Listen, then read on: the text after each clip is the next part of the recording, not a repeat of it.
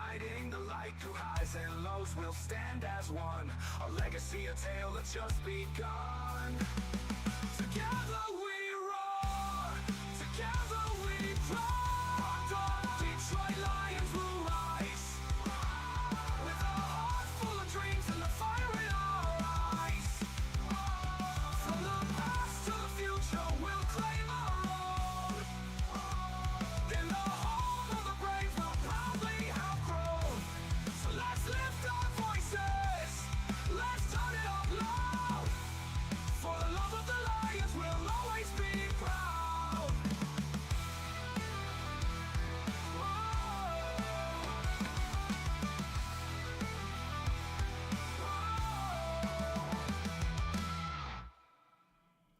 All right. Hey, good morning. Welcome to the Thanksgiving Day Eve Rise and Grind Morning Show. I'll be joined by a special guest this morning here shortly. But do me a favor, guys. If you have not made this one of your number one sources for Detroit Lions content, let's do that right now by subscribing to Rock Down Detroit Lions. Smash that like button if you guys want to go ad free today. Once we get to 60 likes, we will make sure we get ads turned off. That way you don't have to pay for the premium membership. You just get to enjoy the show seamless without ads. We're trying to get to 10K, so if you do me a favor and please share this with all of your friends and family and coworkers that are Lions fans. I don't even care if they're a Lions foe. Just share it with them. Maybe they want to jump in and have a conversation during rivalry week. But without further ado, let's bring in our guest of the day, and that is going to be Riley O'Brien. Good morning, Riley. How you doing this morning? I'm doing great, Will. It's man, it's so awesome to be doing this with you again. We did our interview, I think it was the 19th of October, so it's a little over a month. I told you in that interview how much I love your show. Since then, we've had Justin Treese of Talking Football on, and then I've been in the chat and listening as an audience member every morning, and then to be able to jump on and do this with you today while Eric's out, I'm honored, man. So happy to be here. I'm glad you're able to make it. I know it's, 6 a.m. over there in Idaho this morning? That's dedication. I'm in Utah, yeah. Or Utah? After 6, yeah. But it's good, man. It's good. It's good for me to get up and get an early start. I'm off to work today, and then obviously tomorrow being the holiday. And I love Thanksgiving. From the time I was a kid, I've always felt like Thanksgiving was maybe my favorite holiday. And then, of course, give it 4 weeks, and then you're like, no, this is Christmas got to be my favorite. But there's something special about being a Lions fan, and I don't know, I love Thanksgiving. So Well, a lot of memories on Thanksgiving. I think you actually had a question for everybody about Thanksgiving, yeah?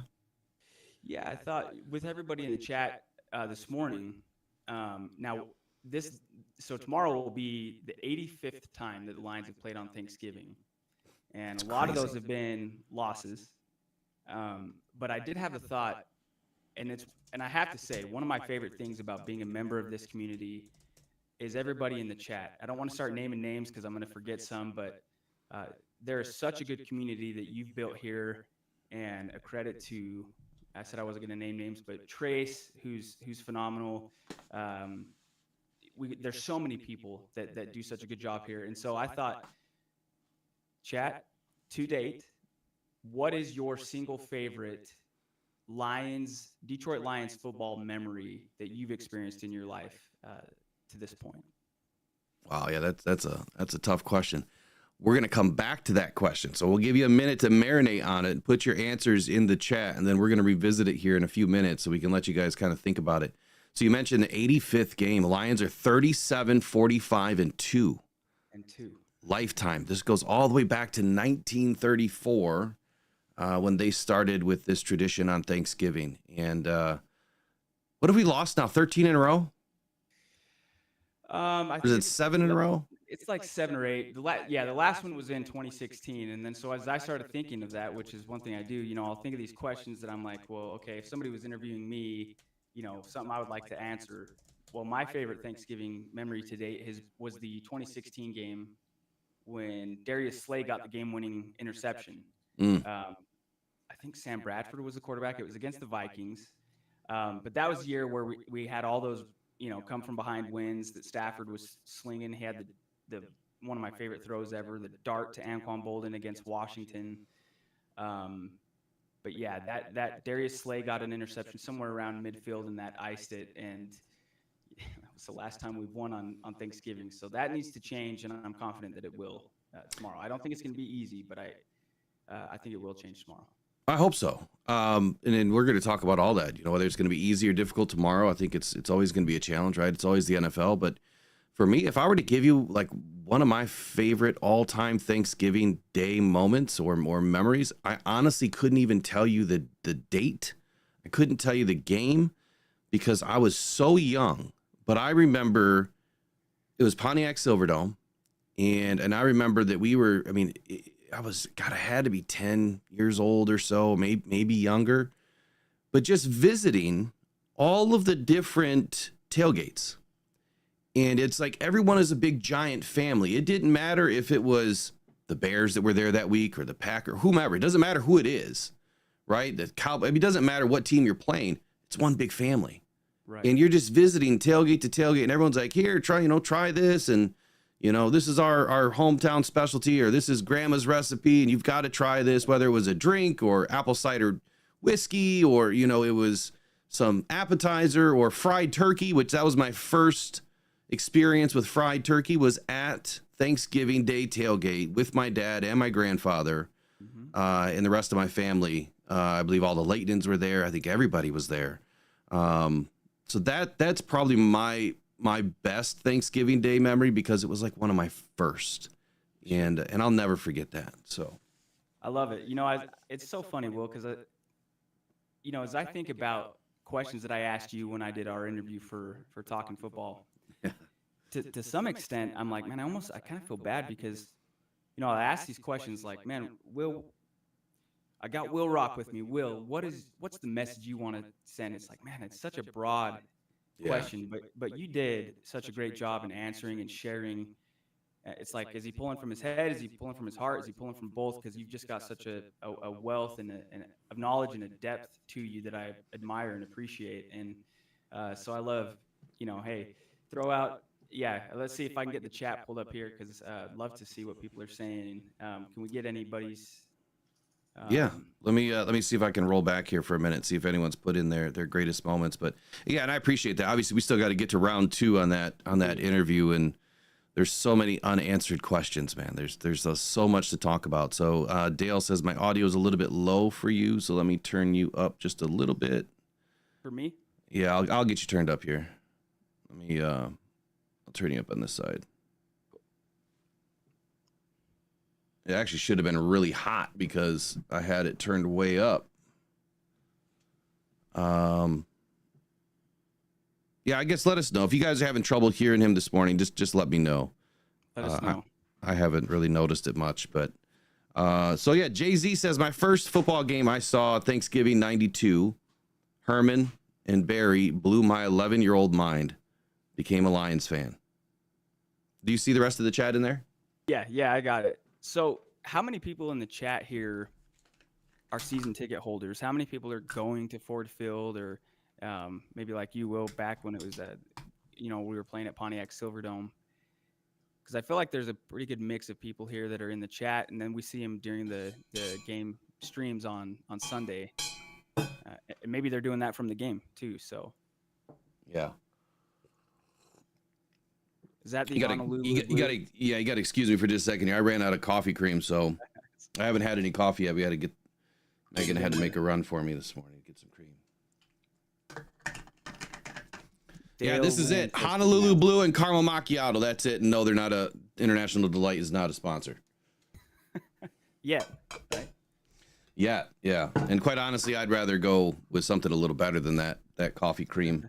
Usually I like to do my own caramel and do the whole thing, but not today. So who else is in this morning? So Dale Lynn says, I'm 60 and the Thanksgiving Day game has always been my favorite, win or lose. And believe me, they lost a few. They've lost plenty. But tomorrow will be a whooping. Lions 24-13. All right. Love it. Mr. Lineblood, do you see the chat, Riley? Yep, I got it. I see Adam. You want to pull a couple out? Go for it. Yeah. No. I'll do the honors, man. It's yeah, I love it. See, Adam says he's a season ticket owner since 2007. That's the year that I graduated high school. Um, Mr. Thomas, nope, can barely afford my TV, not a ticket holder. But that's the benefit of having Rocked On Detroit Lions. I got to say, Will, I'm happy for you when you get to go to the games, because then you go to Lambeau Field. We have an epic win. You get Jahmyr Gibbs' glove. But I love when you are at home, Yeah. because I love when you're streaming during the game. It's like it's like it enhances watching Lions games even more than just, I'll get better at the commentary. I mean, I'm trying to keep it. I'm trying to keep it PC between, not going crazy as the fan and trying to, give a little commentary during the game. It's tough, because if you would have met me even 5 years ago watching a Lions game, you'd be like, who is this guy? Because I mean, I would go nuts against the TV and breaking things, whatever. If there's something around me and I was mad, I mean, not that I'm a violent person or anything, but yeah, things would get thrown. Jerseys would get tossed. And yeah, it was rough being a Lions fan for a minute, Yeah, I was going to say, maybe it's the fact that the team has improved so much. I was scrolling Twitter yesterday, and somebody had posted a mic'd up audio session from when Matt Patricia was the coach. And granted, it was during the COVID year. So they were practicing how the whole operation was going to work without fans. Mm-hmm. But man, it's just so crazy to think about then versus now. And how much it's just every aspect of it has changed. It almost kind of feels like we had to go through all that to now be rewarded with what we're experiencing now as fans. Yeah, to come out on the other side and we're still here. And I think that is the most important thing that a lot of fan bases maybe don't get to realize. And I can't speak for all of the different fan bases and what they've gone through, but I haven't had a chance to interview or talk to a bunch of Browns fans, but they've kind of been in the same boat as the Lions for decades. And I would want to know, whether it's from the Browns players, or the Browns fans, which I think the Browns fans are pretty loyal fan base. Sure. Yeah. Have they all kind of stuck through? Do they have that same old Browns mentality? We had the same old Lions mentality, and there's a collective of fans that was just, no matter what was happening, it was always negative. And now, I mean, you still have some of that. So I'm curious, where does all that exist in each fan base? But let's kick this off and get a couple of topics in. Let's talk about Houston. There was a problem yesterday, and I asked the question, are you guys disappointed over the James Houston news? I don't see any votes in here, and I don't know why. So I'm just going to end that Q&A. But are you guys disappointed about the James Houston news? And where do you think we're going from here? What's next? There was a couple of rumors that I spoke about last night, some speculation. There's some things, there's some action happening within the NFL that maybe points to the Lions' next big move. But what I'd like to start with is, I think let's bring in the Dan Campbell audio, and let's just hear what Dan said, and let's have a quick conversation about James Houston, because Riley, I would love to know what you think too. So here we go. Dan Campbell on James Houston. Yeah, just it just didn't. It just didn't. We had James up for a number of games. Came back off the injury and got back, and it just never quite worked out. And look, wish him the best of luck. And sometimes you just need a fresh start, and this could be great for him. So wish him the best. I don't think that Dan could have said it any differently. I don't know that there would have been anything else to really address, but the question was, why didn't it work out for James Houston? And his answer, it just didn't. For whatever reason, it just didn't. And I think, he probably would have had a better shot had he had Honolulu Blue Brew in his veins on game day. James Houston would have been able to get many sacks. So if you guys want to get some Honolulu Blue Brew, visit the Buy Me a Coffee /Rocked On and get your coffee today. You guys couldn't hear the audio. What is going on here? You should be able to hear it because that is on the mixer. So did anyone else have an issue hearing the sound? Yeah, it looks like Mr. Thomas said sound in all caps with a couple exclamation points. So I assume he's indicating that he didn't have any. See if we can maybe play it again. Or Justin says it was just very quiet. That is really odd. I don't understand why it's so quiet.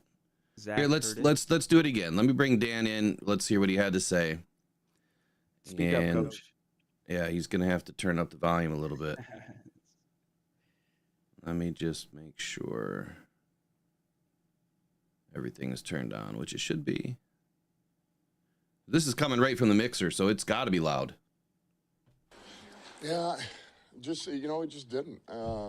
It just didn't. We had James up for a number of games. Came back off the injury and got back, and it just never quite worked out. And look, wish him the best of luck. And sometimes you just need a fresh start, and this could be great for him. So wish him the best. So again, I'll say the same thing. I don't think that Dan Campbell could have said it any differently or any better. This is just a case that James Houston didn't pick up where he left off after the injury. Maybe he wasn't the same.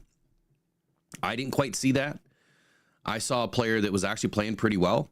And for what he was installed to do, I thought that he was fairly successful. I thought that as each game went on and he had more opportunity, I thought he played better. I quite honestly feel like this move is two-part, maybe three-part. One, maybe there's an internal issue. And again, I'm speculating the rumor here that there was some butting of heads within the locker room and or the coaching staff with James Houston. I can't compound that with a definitive, yes, this is what happened on this date, and here's the statement. I can't do that. So I'm speculating on the rumor. Number two, is there an issue now that Zadarius Smith is being brought in and James Houston just feels, well, there goes my time. I'm no longer going to be, a big part of this defense. I'm not getting a shot. And rightfully so. I mean, Zadarius Smith is 10 times the defensive end that James Houston is right now. So I don't know if there's any component to that. And thirdly, I think the Lions are looking at making a move. And they're trying to build out their roster for the tail end of the season and this eventual playoff run and leading up to a hopeful Super Bowl run, that they need another player. They need another dog on this team. And whether that's going to be a corner with Steven Nelson or it's going to be a linebacker, I don't know if the Shaquille Barrett thing is even possible. The more and more I look at it, it sounds like there would have to be a trade unless there was a straight up cut by the Dolphins. So I don't know that it's possible. I mean, I would assume that they'd want to get something in return. Again, I'm not, a contract specialist and I don't have all the details of Shaq's, contract, but someone's coming to this team. And right now I would put my money on a linebacker or a corner, and I'd probably put it on a corner just because of who's available. But Riley, what did you think of the news yesterday? Yeah, it was something that was, it would have been inconceivable like 2 years ago, right? Because Houston was playing so well. But I think back to when Dan Campbell first took over as coach and Brad Holmes first took over as the GM. I remember Coach Campbell was doing a press conference and they asked him, hey, how are you guys going to handle personnel decisions? And Coach Campbell made a joke about like, well, we're just going to go in the back room and fight. And then whoever, wins, we'll go with that. And he said, no, obviously, he was joking. But one thing that I feel confident in is the personnel decisions that these guys make. I've just learned to trust them. So as inconceivable as it would have been a couple of years ago, now it's like it's the cost of being a very good team is you can lose and not have use for players that have shown that they can be above average football players. When they've made decisions to stick with guys like Levi, and they've, I don't feel like Brad Holmes has really missed on any of these decisions yet. I mean, what's the worst personnel decision that they've made to date? Maybe CJ GJ, but I was ecstatic when we got him, and then it just didn't work out that well. And then, it was like, okay, that didn't end up being a big acquisition. But I don't know. It's kind of a long answer, but I just, it was surprising a little bit, but not too disappointed. And I hope the best for James Houston, just like Dan Campbell said. He's a player that probably can benefit from being in a different situation. And that's a reality of the NFL. Yeah, I think it's a reality with a lot of things. Yeah, And sure. I think, you're hitting it right on the head here that it's unfortunate. It was inconceivable, last season or even the season before. Like we wouldn't have been in a position to be able to move off of a player like James Houston. He still provides enough. I mean, better than a lot of players in the NFL. I feel he's going to land on his feet. And wherever he You're right. ends up, let's just hope it's not a major competitor for, playoff purposes. Wherever he lands, I think he's going to be just fine. I'll put it to you this way. I don't think that Brad would drop a player just to drop a player. So to me, that tells me that something must be off. Mm-hmm. Whatever it is, whether it's his play, whether it's his attitude, whether it's the chemistry, whether it's the scheme, or whether it's just a move. And they need to, bring somebody in. They've got to free up a roster spot. I don't know. Also yesterday during Dan Campbell's press conference, he talked about, or he was asked about the cornerback room and kind of what was going to happen this week. And he said that he was not afraid of putting Emmanuel Mosley out on the outside. Mm-hmm. He also said that he was not afraid of putting Dorsey with Vildor as starters. And he also wasn't afraid of putting Amik on the outside. So he kind of gave that vanilla answer like, hey, everyone can play. Right. He did not give up any information ahead of the game to tell you who's going to be there. So I kind of enjoyed that answer because he gave you the non-answer. He gave you an answer that was absolutely nothing. I love that about Dan when he does that. It makes our job difficult, right? Because we're all kind of, who's going to be there? Who's going to play? Who's going to start? Well, now it's a mystery for everybody. Mm-hmm. We just don't know. I mean, when we get the final report today, the injury report this afternoon, that'll give us a better idea of at least who's healthy and probably give us a better idea of who's going to play. So what are your thoughts on Emmanuel Mosley so far? I mean, he's battled 3 major injuries now through 3 seasons. He's played a handful of snaps now in 3 seasons. Mm-hmm. What do you think of his chances?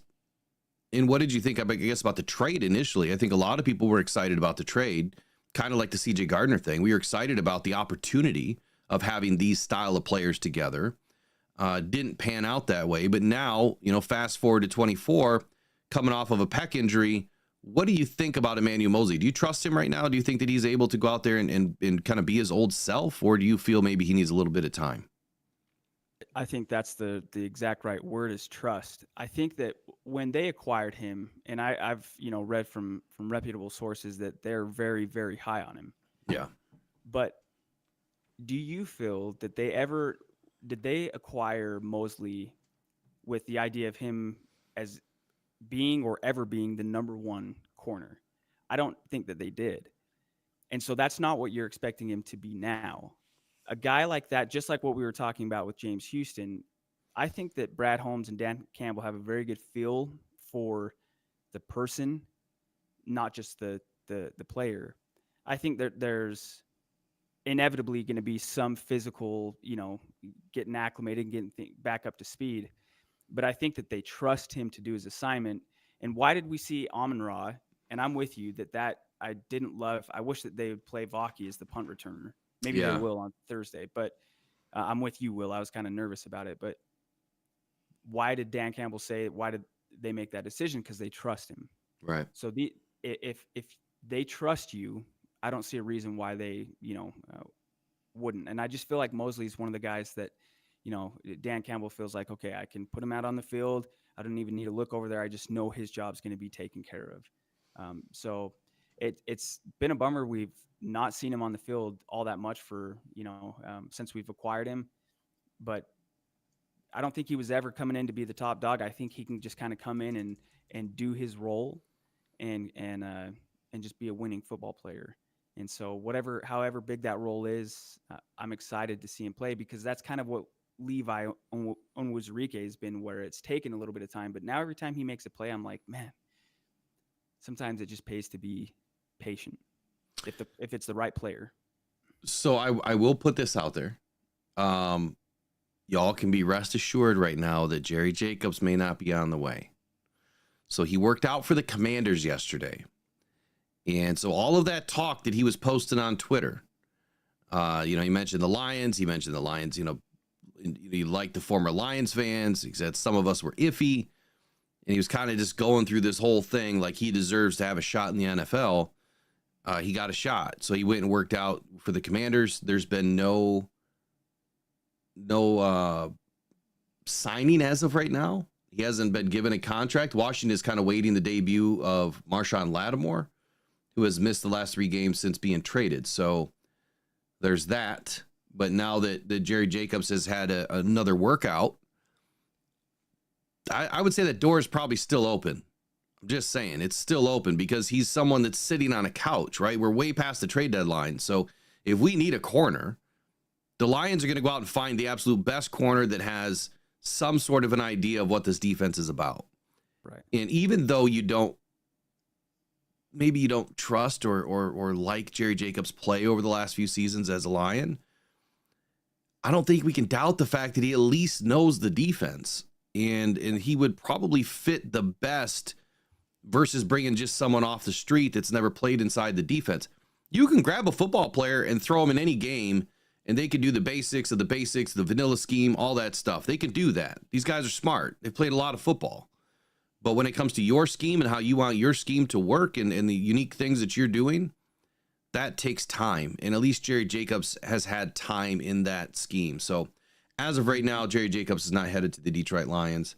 It sounds like he's getting some workouts, and the Commanders may be looking at bringing him in. So there's always a shot we may see him in the postseason. Yeah, which sure. I wouldn't be afraid of that either. Daniel Jones. So I didn't bring in the audio, but Dan Campbell made sure to let everybody know that Daniel Jones was never discussed in Allen Park. At least that's what he told everybody yesterday. That Daniel Jones was never discussed. He didn't want to give a yes or a no answer to the question, but he did say that they haven't discussed anything about Daniel Jones. So all the little clickbait articles out there or videos talking about Daniel Jones coming to the Lions, that's all it is. It's just clickbait. I mean, how would we afford Daniel Jones? I mean, think about that, Riley. How would we even afford Daniel Jones, another $40 million a year as a quarterback? Who in the right mind would even think that makes sense? I just don't. I mean, you've seen the reports that he wants to go to a team that's a winning team, but it's not like, look, he was just released. It's not like he's one of these prime free agents that can, really pick and choose any position he wants. He's going somewhere to be a backup. Yeah, I just don't. It is funny that there was so much talk for a period of time, and I will admit I wasn't always the highest or most sold on Jared Goff.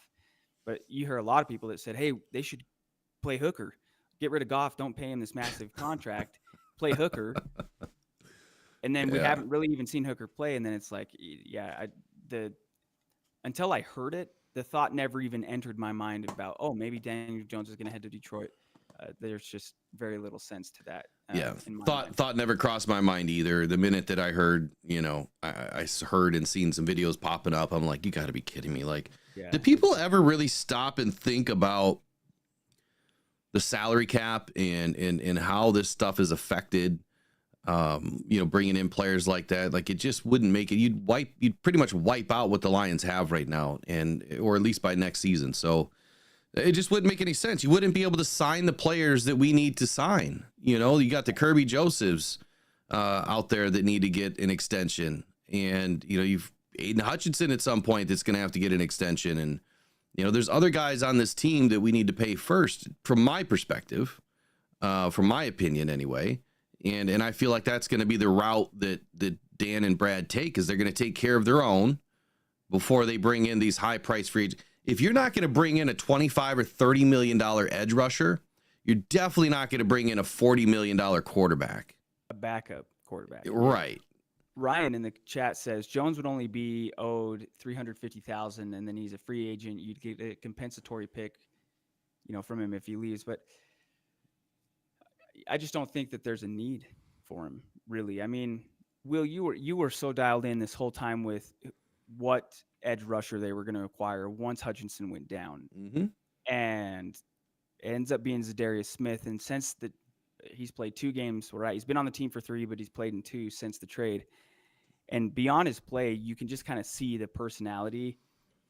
When you have you can't bring in a bad apple at this point. And I'm not saying that Daniel Jones is, but they've got to be very, very, very selective with who they bring into this locker room, because all of the players are going to feel like we've worked so hard to build it to this point, that right now it'd be like, well, why would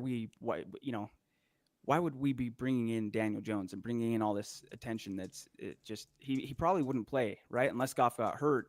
I mean, he's probably more game ready than Hooker is right now. But yeah, I just don't think Daniel Jones is or was an option that they were even considering, beyond just the financial implications. I think that there's just players are like, why are we doing this? Too many chefs in the kitchen. Yeah. So, I mean, you were talking about me being dialed in on Zadarius Smith. Zadarius Smith was the guy that I thought made the most sense. And I think now you see the other side that we couldn't see. Right. And the Lions being selective, which is a great term or word to use. The dude has got this infectious smile and infectious attitude. He's always happy. He's always upbeat. He's always smiling. He's always goofing off. He's exactly what you need in this locker room. And then to see him game one, not playing, but coaching. Exactly. And the players were receptive. They weren't pushing back. They were receptive. And you know what? We came back in that game, and it was the defense that did it. And we ended up winning that game. And I'm going to put all of that on Zadarius Smith. Of course, AG and the rest of the guys had their hands in it. But I think Zadarius Smith, I really think that he pushed them over the edge, man. It matters. Yeah. Because imagine if I came to, I know you've got experience being a sales manager, you've been in sales. If I just showed up and I was like, all right, here's how I'm going to start doing stuff, and I just started assuming I needed to kind of coach you up, you don't receive it. You want to see some humility first. You want to see somebody that's coachable. You want to see somebody that's going to be receptive. I think it probably took these players, if they didn't already know Zadarius Smith, maybe 5 minutes to be like, oh yeah, he's one of us. And then to be open to coaching, they weren't like, man, who does this guy think he is? He just got here. No, they're listening to him. And then that's reciprocated, right? So Darius is like, oh, they want me here. So he couldn't wait to suit up, and he's just been awesome. I think he was one of the first names that I heard as a possibility, and it was on your show. Yeah. Just one of the many reasons why, if you haven't yet, you should make this show a part of your morning routine. There you go. Yeah, I think it was Jared and I that were talking about it during some fantasy football. We were talking about, I asked them the question about, edge rushers and that, and we were, who do we feel the best fits were? And I know I talked about it in the morning show too, but so Ryan Van Valkenburg, I don't know where that number came from, the 350. The last I heard from Tom Pelissero, Daniel Jones, there was like no considerations to his contract in the release. Like whoever takes him in, I think New York is saving like 20 or 19 million next year. But the team that takes him in this year is going to eat like 13.5 million on his contract, front loaded this year. So that's going to go to the new team. I don't think anything's changed since then. So that's where I'm saying it would never make any sense. I mean, we're barely paying edge rushers that amount of money. I can't imagine paying, a guy like Daniel Jones. And then I think, what does he have? 3 more years on his contract? So it escalates, it goes up to like 20 million next year, and then it just keeps rolling. I just don't see where it would make any sense, but let's do this. Let's bring in Matt Ryan, because Matt Ryan had a lot to talk about on a show. I think it was yesterday. But talking about the Lions and the Chiefs, and it's not so much the Lions and the Chiefs matchup that I'm talking about here. It's more so, what does Matt Ryan see the differences, good or bad, between what the Lions are doing and what the Chiefs are doing? And where is he, which pony is he taking in this race? I think it's going to be interesting for you guys to hear this if you haven't heard it already. So let me bring in Matt Ryan and let's listen to what he had to say. I'll jack up the audio here. Hopefully it's not screaming in your ear. I forgot we were stuck on this screen here. Hold on. My bad. Should have yelled at me, Riley. I was stuck in the triple scene. I was locked in, man. And I'm replying to Brandy Coffee here. So she said she didn't know about an evening show. It's usually Thursdays. I know it can kind of. I've been all over the map, so there'll be evening shows again. It's just I've been so busy with things in the evening that I haven't really been able to do it. But I'm gonna get it going again. Yeah. So you'll have to keep an eye out for those, Brandy, because they are every bit as good as the morning shows. Every show that Will does is of high caliber. So I don't know where this damn thing went. Hold on here. Hey, there we go. There's Ryan. There's Matt Ryan. All right, let's listen to what Matt Ryan had to say. And I think you guys are going to be surprised. We talk Chiefs and you talk Lions, two teams who are same record, sitting at 10-1, but they feel completely different. And I know Professor Ryan was still high on the Chiefs, giving them A's as long as they kept winning. But it just feels so much different than the Lions at 10-1. Why is that? Yeah, I mean, I agree with you, right? The object is to win games. Both teams have done an incredible job of that. But you're right, it feels completely different. And for me, it comes down to two reasons. The biggest statistics in terms of determining wins and losses are turnover margin and explosive plays, gains of 20 yards or more. Detroit, +9 in the turnover margin. That's tied for third best in the league. And they have 50 plays of 20-plus yards. That's tied for fourth in the league. The Chiefs, on the other hand, are -5 in the turnover margin. That's tied for 23rd worst in the league. And 32 plays of 20-plus yards. That's tied for 26. A lot of stats thrown at you right there. But the Chiefs are in the bottom third in both turnover margin and explosive plays. And the Detroit Lions are in the top 5 in both those categories. So that's why it feels so different. Detroit's doing the things that you typically do well and win football games, and the Chiefs are not. And so they're finding a way, credit to them. They're kind of walking this tightrope, though, of close games, one-score games, getting the job done at the end. Ultimately, it doesn't matter how you do it. You just got to find ways to do it. But if the Chiefs are going to go down and they're going to make a deep run into the playoffs or win their third championships, they have to start taking the ball away on defense, and they've got to find a way to create explosive plays on offense. Matt, real quick, because you just kind of painted the picture for both there. You're talking about the Chiefs who have that championship pedigree. The Lions, clearly the face of the NFC based on what we saw from last year when they made it, but coming a little short. Who are you more comfortable with here going the distance, the Chiefs or the Lions between the two? I mean, it's hard to say because, if you have a championship player like Patrick Mahomes, you always feel comfortable, and he seems to make plays at the end of every game. But if you look at the totality of what they've done, I think right now you have to say the Lions because they're taking the football away. They're explosive on offense. They're owning the line of scrimmage on both sides of the ball, offensive line, defensive line, playing physical, shutting down the run, getting after the passer. Right now, to me, as a complete package, I look at it and I say the Lions. And with that being said, Jared Goff has taken a team to the Super Bowl in L.A. They were in the championship game last year. I think they're going to have home field advantage throughout the playoffs, which I think it is a big advantage for Detroit. So right now, if you're asking me sitting here today on, what is it, the Thanksgiving Eve Junior, whatever you guys said it was, I feel more comfortable with the Lions.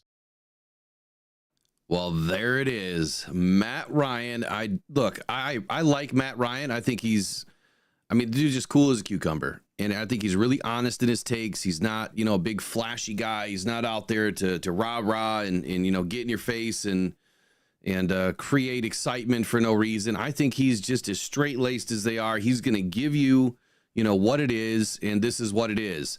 The Chiefs are -5 in turnover margin. They're the third worst in the NFL.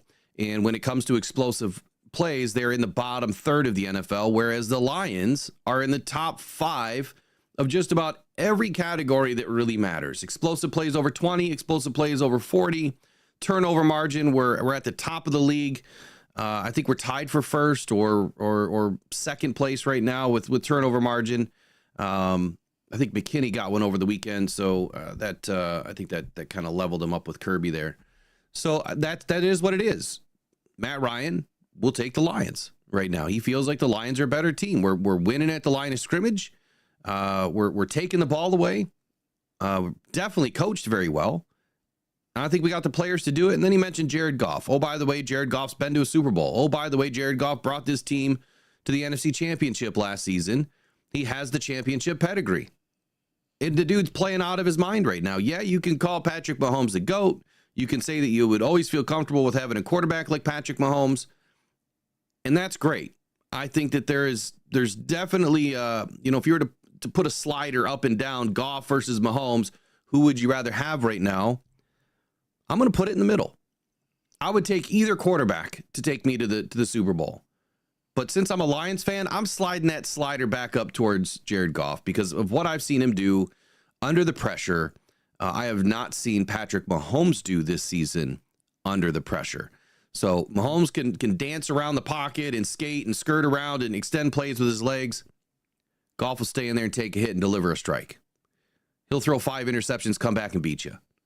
That's the player that I want in a Super Bowl. I want the player that has been through all of the turmoil and has had to dig deep into his mental fortitude space and just keep on driving forward and get a Lions win. So good to hear Matt Ryan back the Lions in this one. Riley, what do you think? Yeah, I think as far as that goes, and I'm so excited, we're going to have Austin Cunningham jump on with you here and go real in depth with this. And Austin's with over at Talking Football with Dan Kiefer and Justin Treese and myself. He's a diehard Chiefs fan, and even after you and Justin Treese did your Jacksonville Jaguars Detroit Lions game preview, Treese called me that night and he's like, "Man, I had such a good time doing that. That was, everybody's enjoyable as I thought it would be." And he said, "I can't wait for he and Austin because they're both very confident in their teams, rightfully so, and that's going to be electric." It's going to be the throwdown. It's going to be the throwdown in Motown, right? Right. Because here's where I stand. When you made that comment a moment ago, like, if we had the sliders and we're kind of even with Goff and Mahomes, imagine saying that before the season started, before Goff's first season in Detroit started. I thought he was going to be a bridge quarterback. And Mahomes is like, he's done it. He's won multiple championships. So, but when you say it, I can feel it. You mean it. And I think most people, even in the chat, I mean, what quarterbacks would you trade Jared Goff for? Right now? None. Right, because of what his hand in building this to this point. Mm-hmm. It's just absolutely crazy. And I think that's going to be the player it's going to take to be able to dethrone Mahomes if it can be done. I think to your point, like it takes a certain player to take out Mahomes, and I know where you're going with that. I think that we have a team. Exactly. You know what I mean? I feel like it's more of a team that Mahomes is going up against, not just Jared Goff. You get what I'm saying? Like, for sure. He's got to go through Jameer. He's got to go through Amon-Ra. He's got to go through Demo. He's got to go through Tim Patrick, who's playing out of his mind right now. Sam Laporta. He's got to hope Kirby or Branch carry on. Somebody's not lurking back there to pick that ball off. Yeah. Mahomes, I feel like he is still number one in the NFL, right? Because you got to respect him. He's won multiple championships. Yeah. But and for sure, it wouldn't just be Jared Goff. And I can't even believe I'm saying this because the quarterbacks, they don't go head to head. And I never would have bought into this type of thing. But every week, what Jared Goff does, no better illustration of the 5 interception game at Houston that the Lions won. Like, he just doesn't fold, man. He doesn't fold. Mm-mm. And you feel like that's what Brad Holmes and Dad Campbell. I'll never forget Brad Holmes' interview when he was asked, I was talking with Les when I came over to Detroit. They said, "Hey, we want to do this trade. We want Matthew Stafford. Do you guys want Jared Goff?" And Brad Holmes was like, "Hell yeah, we want Jared Goff." Mm-hmm. And Brad knew what he was all about. I mean, he was with the Rams for 16 years or whatever it was. He knew he helped bring Jared Goff to that team. Absolutely. He knew the untapped potential, and he probably saw what Sean McVay did or didn't do.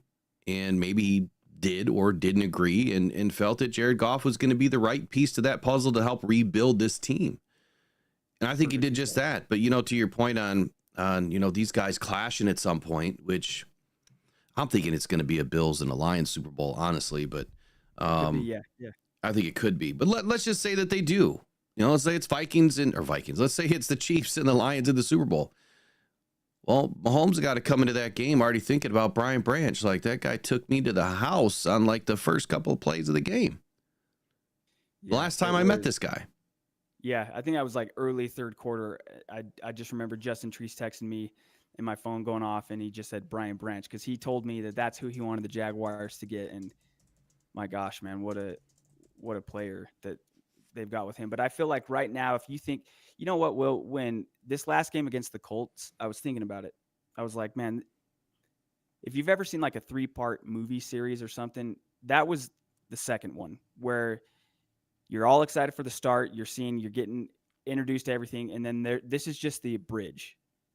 It was like a Wednesday weekday, I felt like, where the Lions just went in and handled business. It wasn't flashy. It was just to get us to the next point.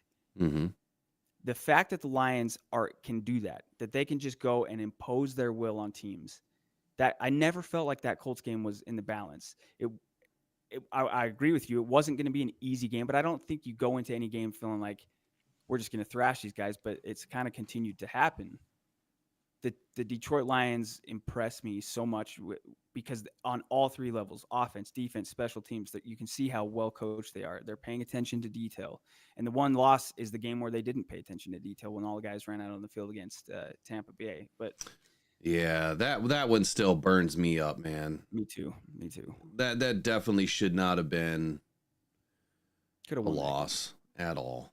But yeah, I think whatever ends up happening, man, I'll my point with that Colts game is just, you know, how I'm like, man, I'm more excited than I am nervous going into these games. But I'll tell you, if the Lions and Chiefs were going to be playing tomorrow and it was the Super Bowl, my heart rate, I would be so optimistic and genuinely feel like the Lions can get it done. But you know, the last thing you'd want is the Lions to be up by 2 with 1 minute, 17 seconds left and the Chiefs have the ball, right? Right. But well, you said the other way. Yeah, it said the other way. I don't think you want the Lions having the ball in the last couple of minutes. You know, I think I'm good with that. Like, if this game comes down to if it comes down to a final possession and it's Jared Goff and Sonic and Knuckles and Amon-Ra St. Brown. I mean, what do we have a name? Do we have a name for Amon-Ra yet? What are they going to call it? Is it Tail? Is he the Tail? I don't know. Yeah, I don't know. I don't know what he is. Sun God, you know. I mean, he is the sun god. We know that. Yeah. So you put this ball in the Lions' hands the last 2 minutes of any game, I'm confident. I really am. We have taken on some of the best defenses over the last 30 games, and I think that our offensive line has admirably defended their quarterback, right? Or you know, kept the pass rush at bay. Goff hasn't taken a bunch of sacks. Mm-hmm. I think he's taken some sacks on his own for his own mistakes, or he's trying to keep a play going and a little too long, or he just doesn't release the ball for whatever reason and he takes a sack. Not all those sacks are on the offensive line. Right. And I think that we have to keep that into mind too, that our offensive line has gone up against the best of the best. We've really gone through a gauntlet of what the NFL's best is. I don't know of another. I mean, last year, I think the worst game we had was the Ravens game. And I think we've played better teams since then. Mm-hmm. So we played better defenses since then. Mm-hmm. And I think that this team is pissed. They have this internal fire right now that is just burning out of control. It's like controlled chaos, if you will. Yeah. I think Dan said that a couple years. Didn't he say that? Controlled chaos fury or something? Oh, controlled fury. I say controlled chaos, but anyway, is what it is. I think the Lions are in great shape. Let's talk about the Bears and Lions here in the second hour. Do us a favor, if you guys haven't liked the stream today, let's go ahead and like it. Let's get these ads off. I'm going to turn them off right now. I haven't been paying attention to the likes. We got 80 likes. Let me get these ads off. I apologize. Let's get the last hour under control. So let's smash that like button for a Bears loss tomorrow on Thanksgiving to your Detroit Lions. The Lions are finally going to snap this losing streak. I don't care who's playing for the Lions. They're going to get it done. They're absolutely going to get it done. It's next man up. They're going to get it done. Caleb Williams is going to taste Ford Field turf quite a bit, I think, tomorrow, or at least a couple of times. I think that the Lions are going to have him on the run. And once he gets scattered, I think that that's what's going to happen to the ball, is Caleb Williams is going to be throwing buckshot out there in spraying the ball, if you will. I think he's going to have a rough day. Hopefully, Terrion Arnold is in the game. Hopefully, Carlton Davis is in the game. But if they're not, it's next man up. And we already discussed what Dan Campbell said. He's not afraid of putting Emmanuel Mosley, in the starting cornerback role. He's not afraid of putting Kendall Vildor out there. He's not afraid of putting anybody out there. Dorsey or Meek, he's confident in what he has. I wouldn't be surprised if we see Brian Branch come back down to nickel if Meek has to slide to outside corner. But then again, based on what Dan said, we'll probably just leave our all-pro safeties where they are, which is making plays in the back of this defense. I do hope that we see a little bit more shading over the corners, though. Depending on who we have in there, I want to see more protection. So if we run more quarters, cover 3, or man quarters, I want to see more shading over whoever is getting an opportunity. I'm just not as confident as Dan. I'm not. And I think it's because of what I've seen on tape and what we've seen all year, that if we are in any sort of a man scheme without a man corner, we're going to have a tough day. Can we allow one of their receivers to have a good day? We can. Can we allow one of their receivers and DeAndre Swift to have a good day? I don't think that we can, because I think we're going to go up against a pretty good defense. Not to say that the Lions aren't going to be able to decipher the code on this defense, but I think it's not going to be as easy of a day as some of us are hoping it's going to be. I think it's going to be a pretty tough test. That doesn't mean that the end score won't reflect that it was a hard day. Does that make sense? Kind of like with the Colts. Like, we were up 14-6 at half. It ends up being 24-6 at the end. And if you looked at just the score, you're like, man, Lions killed them. But if you watch the game, pretty tough game throughout that game. Mm-hmm. So I'm kind of expecting the same or similar situation with the Bears tomorrow. I'm hoping it's a mollywop it. I am. I would love to see the Lions wipe the floor with Caleb Williams. I just don't think it's going to happen. Go ahead, Riley. I want to win on Thanksgiving so bad, man. I do too. We're talking about at the start of this thing, like, some of the best Thanksgiving memories. It's funny how, like, every year, I remember the one last year, early in the first quarter, Jordan Love throws a ball that I literally stopped and was like, wait a sec. I mean, it was something like Stafford threw against the Chiefs years ago, where it was like through 4 hands. And I was like, damn, these guys came to play. And, that was just a tough game. But I feel like, and I'll say this, I thought going into this season that the Chicago Bears were going to be, so they were 4-2 through their first 6. That's kind of right where I thought they would be. I thought, and still think, I mean, they've got a lot of talent on that team for sure.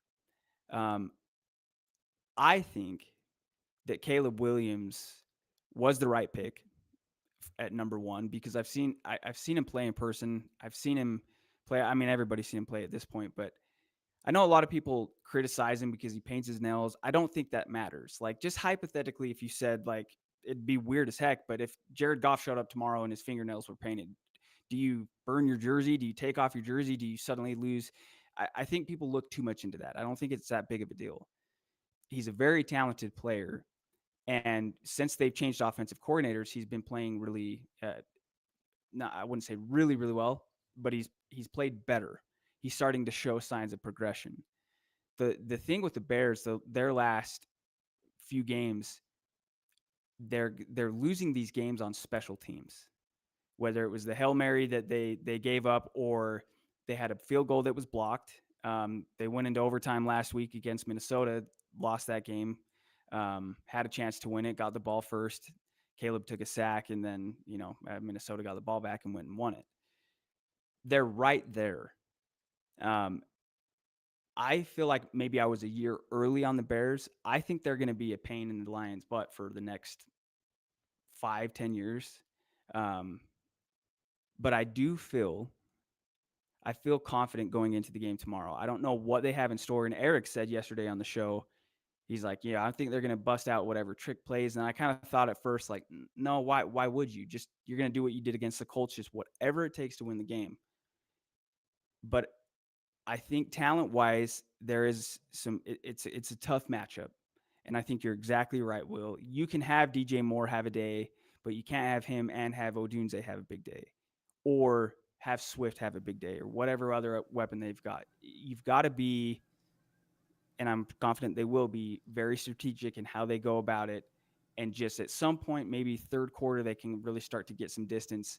I won't be surprised if it comes down to the end, but I'm so torn on this. It's been such a long time where I've gone into a game, even against Jacksonville. I was like, all right, we'll see. I didn't see a 40-point win going because I didn't think that they were going to need to put their foot on their necks to that extent, Right.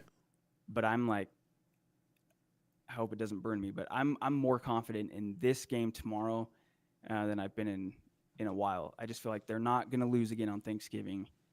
Caleb will have a couple of plays. He'll make a couple of throws where you're like, okay, that was pretty damn good.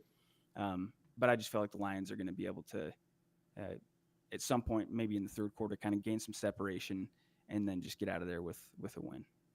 So I guess I really haven't looked at the Bears' schedule. Let me start here for just a moment.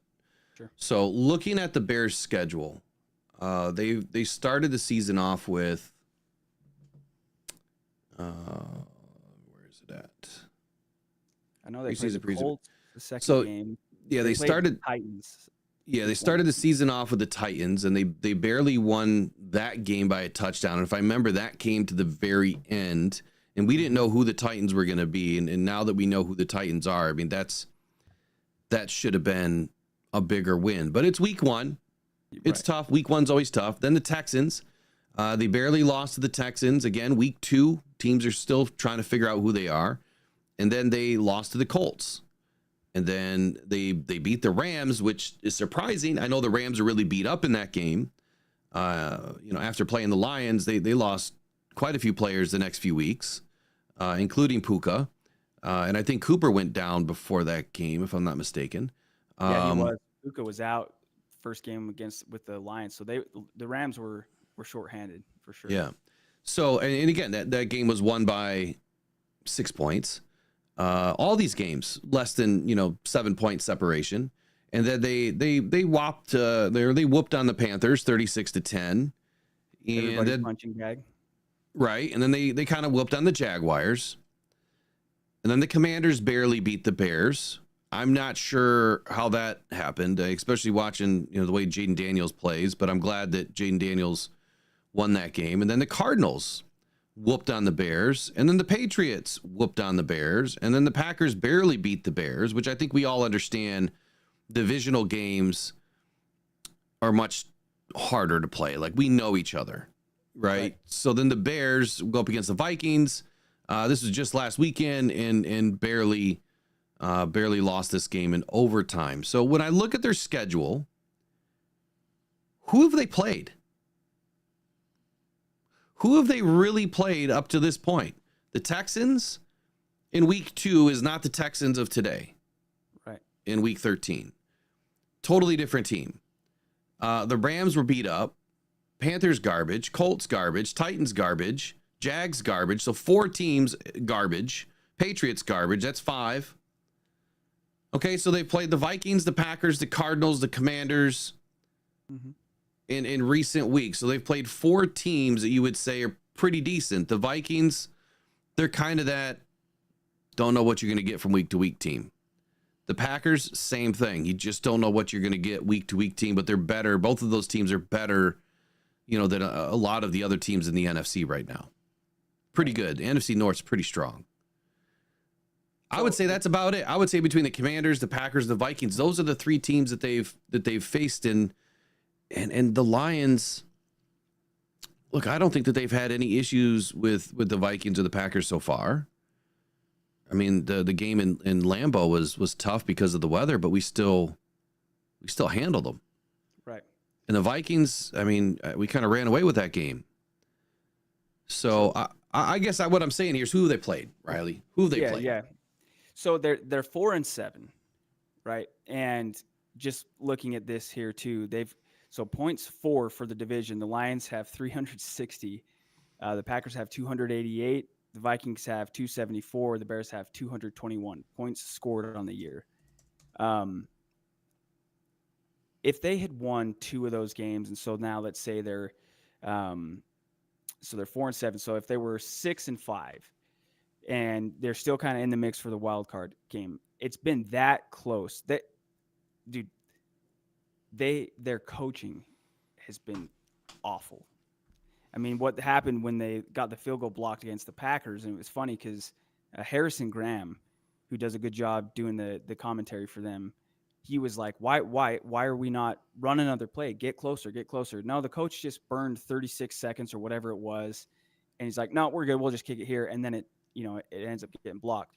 The Hail Mary in Washington, awesome play for Jaden Daniels, awesome play for the Commanders, but that's preventable. They had a DB, Tyreek Stevenson, I think is his name, that was concerned and talking to the crowd. It's like, I can't imagine that happening on Dan Campbell's staff. My God. Dude would have been fired the next day. Dude, I wouldn't want to go into the locker room. No. That'd be horrible to let your team down. But the Bears coaching has been awful, and it's cost them games. As I said, I think that they are I think they're going to be a good team probably next year. They're going to probably have a different head coach. This might be the last game for them. The Bears, the big thing is they don't change coaches during the season, but who knows? If the Lions put a stomping on them tomorrow, maybe they just say, hey, now's the time. See, I think the opposite of you. Respectfully, I don't think the Bears are going to be that great of a team anytime soon. And the reason why is they have bought their team to date. And I think that they're going to run up, and I haven't evaluated all of their cap, but we did in the spring.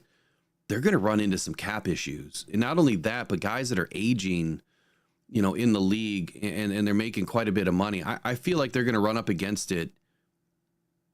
And they're going to have a situation where they didn't draft and develop. They bought, and then they try to develop what they could with the draft picks they had left. So to your point, I mean, I respect it, right? I think that the Bears are decent, but I think that they've made some big mistakes, general management wise, on how to develop a team. And I'm not just saying the Lions know what they're doing and they're only team that knows what they're doing. I mean, there's more than one way to skin the cat. But I think that we've seen it time and time again. Teams that buy teams don't really do much. The Browns, they've bought teams forever, and they've been the Browns. The Lions did the same thing. They bought teams, and they were the Lions. And we were kind of just a team that just kind of hovered, kind of like that fly that just flew around that you couldn't get rid of. Like we were that guy in the fourth quarter for a lot of teams for many years. But we were never good. We were never like we are now because we've drafted and developed so well. And now our cap is so manageable that we can make the moves that we need to make when we need to make them and who we want to make them with. So I respect your point. Absolutely. I just feel like they're up against it. I think that this was a year that they really needed to see a lot. And next year, they're probably going to reevaluate. If they lose their coach, they're probably going to lose their GM. Right. Yeah. And they're starting all over again. And you're starting all over again. And that was exactly one of my friends, Tony Parks. I interviewed him as well for Talking Football. And he probably sold me on the Bears because he's a big Bears fan. And we went into depth. And he's a lot like you, where he he's a fan of the team, but he gives very honest opinions. He actually picked them to win the division this year, which kind of surprised me. But then I thought, no, if you go into depth, I feel like they've got talent on their team now. And at least I don't know all their cap space and situations, but Caleb's on a rookie deal. And I hope I'm wrong. I remember hearing you say at one time, you're like, man, you didn't feel like Caleb Williams was the right pick for the Bears. And you're like, but I do hope they take him, because if they miss on it, then, that's good for the Lions. But I believe in his talent. And I think that if he can, the concern with him was, he's going to be this drama queen. Well, there hasn't been any drama with Caleb Williams this year. If you just don't know, is he connecting with his teammates? Is he inspiring his teammates? Kind of like, I feel like, imagine if somebody took a cheap shot at Jared Goff. What do you think would happen? I mean, I'm sure that they would protect him, but I guess to your point, has there been any issues with Caleb Williams? I mean, just a couple weeks ago, we were hearing that there was some. Well, I don't know who it was. I guess I will deflect to what I heard, that there was some issues in the locker room, that a couple of notable players went to the coaching staff and said, we want Bajan to play. And then I heard on one of the main shows, you know, whether it was ESPN or whomever, right? I can't remember who said it, but I remember what they said. If players went to general management and said, we want Tyson Bagent to play over Caleb Williams, that's not some low on the totem pole guy. For sure. Those are captains. Those are leaders of your team. You're right. You know what? I forgot about that. I mean, I don't know what's going on with Caleb. I don't know if he's infected the locker room in a negative way. All we see is the tape and what he does on a Sunday. So I don't know. I think a lot of that stuff will kind of play out through the year. And I think next year will be the defining year for Caleb to kind of see who he is. And big shout out to Trace. She is on fire again. Just gifted 10 new Rock Down Detroit Lions memberships. There's your Christmas gift from Trace. The last 70 people that have joined this membership group have been because of Trace. So we just added Jones Jr., Art, Chase Redfield, Mike K, Cedric Sweeney, Gizzards, Art Thompson, Cordero, Testia Cold, Big T, Dark Cash. Welcome into Rock Down Detroit Lions membership. And if you want to keep that membership in the next 30 days, just let YouTube know that you would like to maintain. I think it's only $3.99 a month or something like that that gets you into the membership group. And we're going to be doing some giveaways. So, Riley, I'll come right back to you in just a moment. I forgot all about this. So I put it out on Twitter last night. I forgot to mention it this morning. So starting next week, Monday, Wednesday, Friday, we are going to be giving away multi-mitts. So we're going to be doing, what is it, multi-mitt Monday? Hold on. Let me pull up my notes here because I already forgot. We're going to be giving away mitts from C3 Mitts. And these mitts are sweet. Like, it doesn't matter if, so Monday's going to be multi-mitt Monday. We're going to give away one full set. So you're going to get two of these, whether they're black or green. These mitts are awesome. They're great for football games. They come with 200 grams of Thinsulate. They're waterproof. They're windproof. They're moisture wicking. They have a little hanging hand warmer in there that you can you slide a hand warmer in there and it keeps your hands warm. Obviously, you insert your hand in the little pocket. And then you can use them, shoveling snow. I mean, running your snow blower, walking the dog, at football games, golfing, rock hunting, driving your side-by-side. Doesn't matter. Whatever you're doing, any outdoor event, these are not just for hunting. They're for anything. These are the Anything Mitt by C3 Mitts. And then they also make things that go boom and things that throw arrows, mitts. I got to be careful what I say. But these are anything mitts. You can use them for anything that you want. And we are going to be giving those away. All you have to do is tune in Monday, Wednesday, and Friday. We're going to pick somebody that tunes in. And you're going to get mitts shipped directly to you from Idaho, where C3 Mitts is located. So big shout out to c3mitts.com. If you want to know more, visit c3mitts.com. They are also doing a special right now. Buy any two mitts. They're normally $49.95 a piece. These are all patented, designed by a veteran. Amazing dude. Does a great job with everything. Love the guy, man. I got to meet him just the other day or last week at the game. Anyway, it's a veteran-owned company. So if you visit C3 Mitts today and you want to learn more about them, that's where you're going to get all the information from. But buy any two mitts right now, and he's going to give you a free pair of multi-mitts. And here's the trick. Here's the trick. If you have one for your thing that goes boom and a multi-mitt, you now have a set. And it's incredible how these things work. Like, I'm pumped up even thinking about it because now I get to I get to go use them.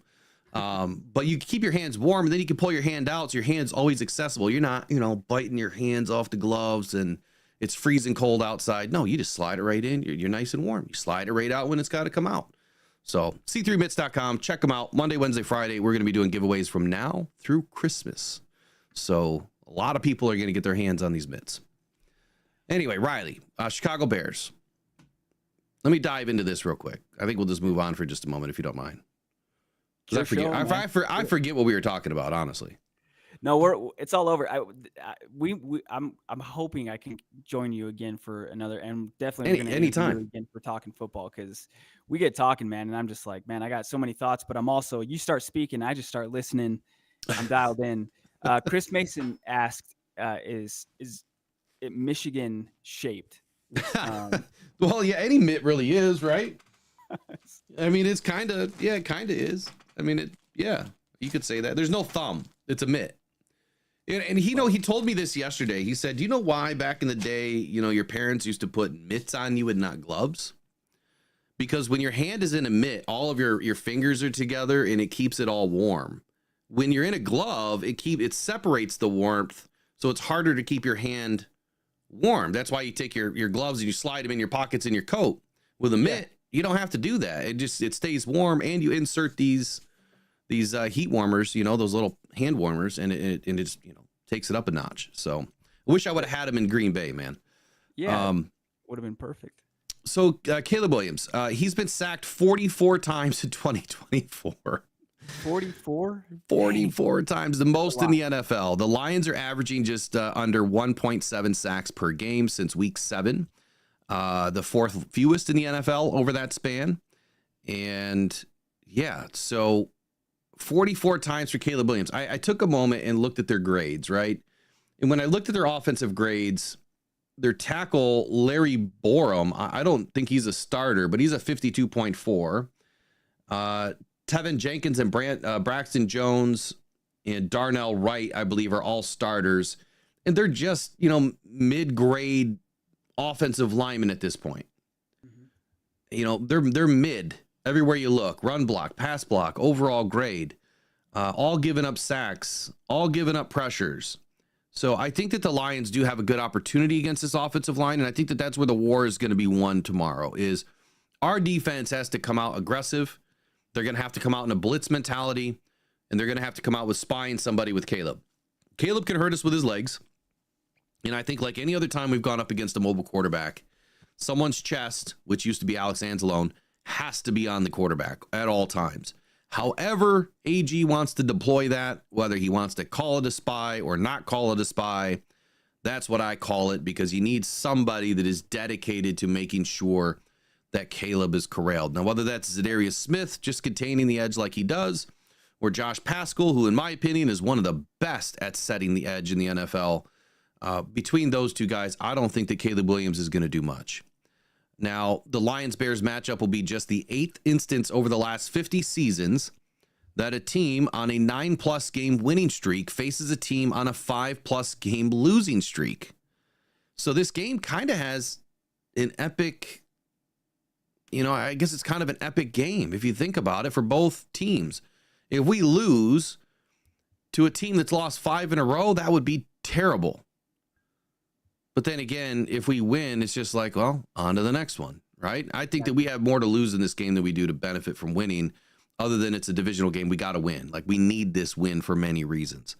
The Bears offense, they have utilized motion on 67.9% of offensive snaps since Thomas Brown has taken over as offensive coordinator. And Riley, you had mentioned just a few moments ago that Caleb Williams has been a better quarterback since Thomas Brown has been inserted as the OC. Now, this has been since week 11, so it's only been, 2 weeks now. That is the 7th highest in the NFL. It's an increase from their 52.7% motion rate through the first 10 weeks of the season. Here's what I would add to that. The Lions are also one of the best at using pre-snap motion. You hear me cry about it just about every game that I'm live streaming. It's like, come on, guys, we gotta get guys moving, and you want to get that pre-snap motion going, so that you start to confuse the defense a little bit. And you're able to disguise what you're doing even a little bit further. So the fact that they're utilizing more motion makes a lot of sense as to why they're having a little bit more success with Caleb Williams at quarterback, because it's throwing the defense off. Now, the Bears have averaged 5.3 yards per play when using motion under Brown, compared to 4.7 yards under Shane Waldron. Now, I know what you're thinking. Well, that's a half a yard, Will, or just over half a yard. Well, if you think a half a yard on every play, it's getting you that much closer to a first down. And it's a big average. So, it could be a 15-yard play versus a 10-yard play, sometimes, or it could be an 8-yard play versus a 3-yard play. I would say that's the component, in my opinion, that is making Caleb Williams have a little bit more success. Riley, what do you think with some of these numbers now that you've heard them, utilizing motion, about 15% more than they have over the last 10 games. And the fact that this is the first time in history, a 9+ winning, streak going up against a 5+ losing streak. Yeah, I think you're exactly right. There's got to be, you just have to account for Caleb, right? Because he can do some amazing things. He had one throw. There's this last game that was like, okay, that's the type of stuff that the kid that gets drafted #1 overall does. Yeah.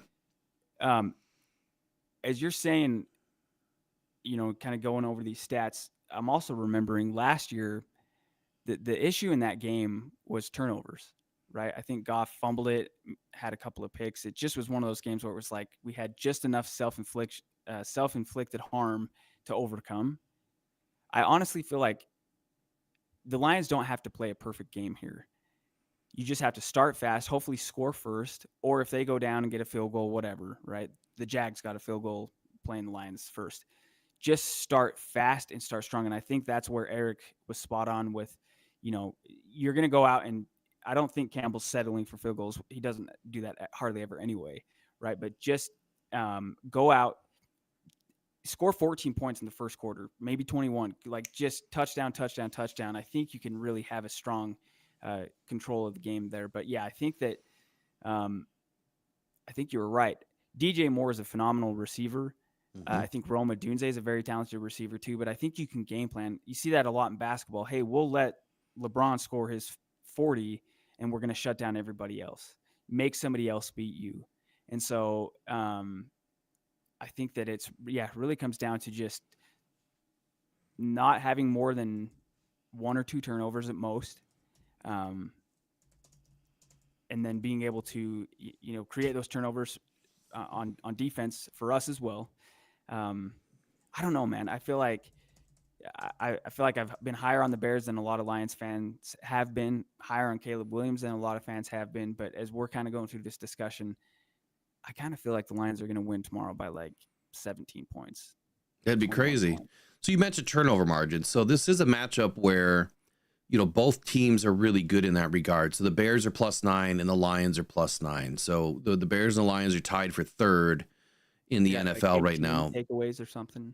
What's that? I think it's 18 takeaways. Oh, for the Bears? I think so. They have 18. We have 19. But we've given the ball away 9 times or 10 times, and they've only given the ball away 9 times. So it evens out. On the flip side of that, Buffalo Bills and Pittsburgh Steelers right now, they're +14, +13. So they're leading the NFL. And as far as giveaways, they're not giving the ball away a whole lot. So they're taking the ball away a little bit more. So the Buffalo Bills defense is going to be a tough defense when we do get to that game. For the Lions offense in this game. So the Lions offense has scored a rushing TD in 25 consecutive games. Crazy. Absolutely crazy. Dude, do you remember the years when we could not get a 100-yard rusher? Yeah. When Kerryon Johnson did it against the Patriots, it was like, I cried. I was at the game. I couldn't believe it. I was witnessing history again. They finally got a 100-yard rusher. And every week you'd see it all across the NFL. Every other team would do it. And I'm like, why can't we? And now, just like you said, it's 25 straight games with a rushing touchdown. The Lions are setting records every week. But sorry, I didn't mean to interrupt you. But it's just, no, you're good. It's crazy how it's like how far the Lions have come. We couldn't get a running back to get 100 yards. I think Stafford, and how many games did he play for the Lions? If it was 80 games, they had a 100-yard rusher like 9 times. I don't even know the stat on that. That'd be interesting to look up. But who I'm looking forward to tomorrow, though, is Aleem McNeil. So Aleem McNeil is lined as an interior defensive lineman on 96.2% of snaps this season. He's generated 34 pressures and 310 pass rushes from that alignment. He's tied second right now in the NFL. I think, Riley, one of my biggest takes of this season was interior pressure was the answer. It was the key to unlock this defense and to back it up with defensive backfield play and being able to take the ball away. Those were my 2 keys. Get really good on the interior, get really good on the back end, and you're going to see a transformation. We've seen it. The Lions have one of the best defenses in the NFL right now, and those 2 components haven't been better for the Lions in the last 4 seasons. The only thing that we were missing is a little bit of edge help. But as you've noticed, we haven't really needed superior edge play. We just need guys that contain and play smart defense on the outside to get it done. So with McNeil having 35 total pressures this season, and one of two Detroit Lions with 30-plus pressures on the season, Aiden Hutchinson was the other, which he's not playing, obviously.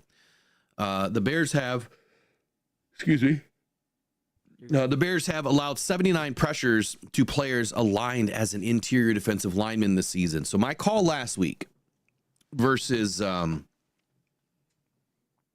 Colts was that I thought that Lee McNeil was going to have a big game, and he did. And I think he's going to repeat it this week.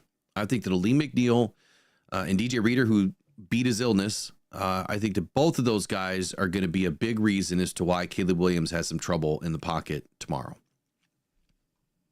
To follow that up, Brian Branch. Brian Branch right now leads all safeties with 13 passes defended this season, including 4 interceptions, which is tied for third most. Branch has been particularly good in man coverage this season, with 8 of his passes defense and all 4 of his interceptions coming on man coverage. So Branch has forced a tight window throw on 45% of his 20 targets in man coverage this season, which is the second highest tight window rate among safeties with at least 10 man targets. Branch's teammate Kirby Joseph also has 4 interceptions in man coverage this season, with opposing quarterbacks recording a 0.6 passer rating when targeting him in man coverage, the lowest among safeties. 0.6 passer rating for Kirby Joseph. Awesome 0.6.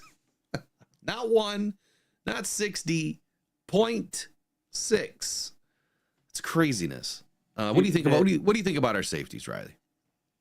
Yeah, I mean, what we have with Gibbs and Montgomery, you have it on defense with Branch and with Joseph.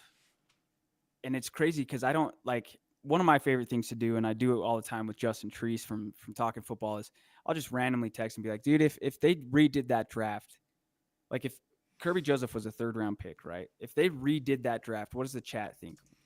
Is he a 1st-round pick? Is he a 2nd-round pick? I feel like he certainly goes higher than he went. And it was sometime after the season ended last year. I don't know if he was doing like a Q&A or something on Twitter, but I asked him, like, going into the draft, did you feel like you were going to be picked by the Lions? And he replied back to me and he said, yeah, it was either the Lions or I think he said the Colts.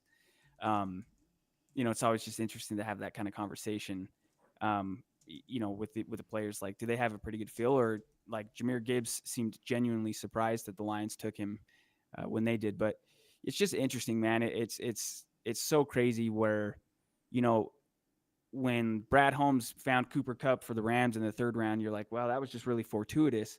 But if you do it consistently, when they made that trade to trade back so that they could take Gibbs, their concern was, is Gibbs still going to be there, right? They got him, also got Laporta.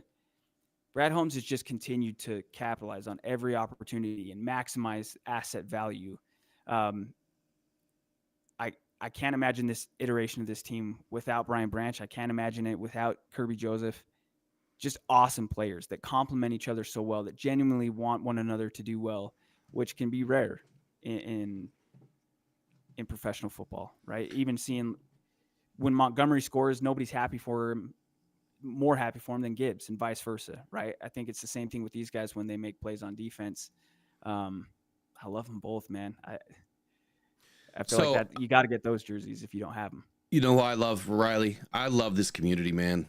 We launched our coffee yesterday, Honolulu Blue Brew. First edition is called Triumph because this season has been nothing but triumph, in my opinion. And just a minute ago, so I launched memberships last night on Buy Me a Coffee for a coffee membership. And it's $50 a month. And we just had our first member. So Gavin, appreciate you. I thank you for being the first member to join. I didn't announce the memberships yet, so he just found it. I was going to mention it later, and then we had Scott and Theodore both purchased the coffee this morning too. So the coffee's been flying. You guys have been doing an excellent job. You're gonna love it. I'm telling you, it's the best coffee out there. especially for like a little bit more of that medium dark roast. You can always make it a little bit lighter. You can thin it out a little bit if you want. I'll give you my play. It's a third cup of beans, grind it up, and then it's, the number 8 on your drip machine. So it's like 2.5 bottles of water is what I use. 2.5 16.9 ounce bottles of water. And you just let it go. And I'm telling you, it is the most tasty coffee in the world, however you make it. Whether it's cream and sugar or cream or black or whatever, it's good. I mean, if you like black coffee, you like any coffee, honestly, because that's tough to drink. Brandy Coffee, which is a poetic surname here. Right. Said, someone asked earlier, does the coffee come ground or just whole beans? And I don't know if you saw or answered that already. So it comes in whole bean, but I think what I'm going to do is I'm going to go ahead and grind. I'm going to purchase a grinder, and I will have it professionally ground, or I'll talk to the purveyor and see if they can do it that way for me. I did whole bean because whole bean tastes better. It lasts longer. And some people like to grind their stuff to an espresso grind or a coarse grind. And when you buy it in the store, it's already ground and you're kind of at the mercy. I'm kind of a coffee snob, so I like to grind my own. And it always tastes better when you're cracking a fresh bean and putting it in. So maybe I'll put grinders up for sale. Maybe I can develop a grinder or something. They're only like $25 or $30. So it's a great investment. I love it. Chris Mason says, yeah, I'm new to coffee. Coffee was pretty new to me too. Even, I don't know, I've probably been drinking coffee for like a decade now, but I'm going to order some for sure and get a few extra bags to use as gifts. I love it, man. I said this to you when we interviewed you for Talking Football. I'm just like, Will Rock is my kind of guy. Like, this dude just loves football, knows business, understands people. He's good to people, starts a network, starts a company, starts a podcast that happens to cover my favorite team. He's dang good at it. Oh, and then he also makes his own coffee. Like, it's all for the people, man. It's all for other people. It's all for other people, man. That's what I'm here to do. I had my wake up moment. A lot of people that are listening right now that probably don't know the whole story. So when cancer hit my house, it was a wake up moment. When Megan was hit with it, it was like, holy cow.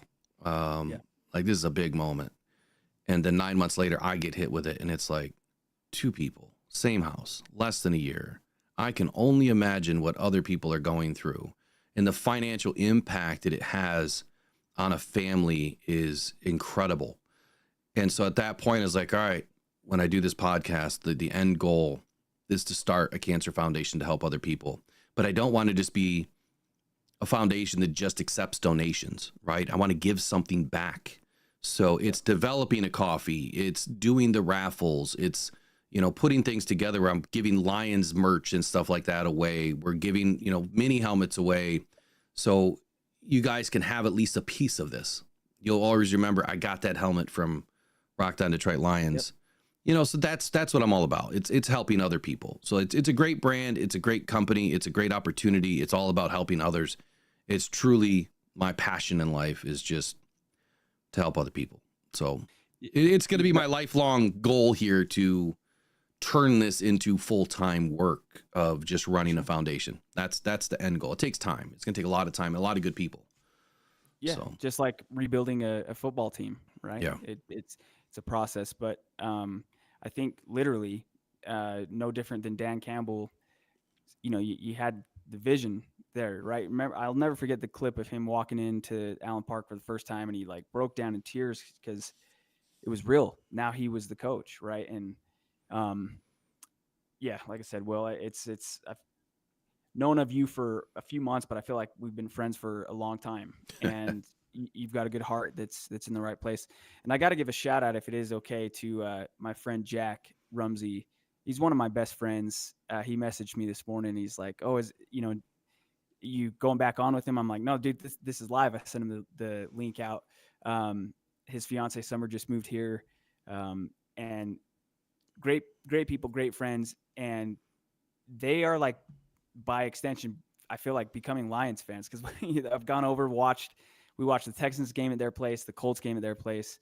And then during timeouts, I always kind of turn the volume up on my phone. I'm listening to Will Rock, kind of getting that feedback. And then I can go home and, listen to the whole game that I just watched with Will's commentary. But shout out to Jack and to Summer. Great friends, great people. And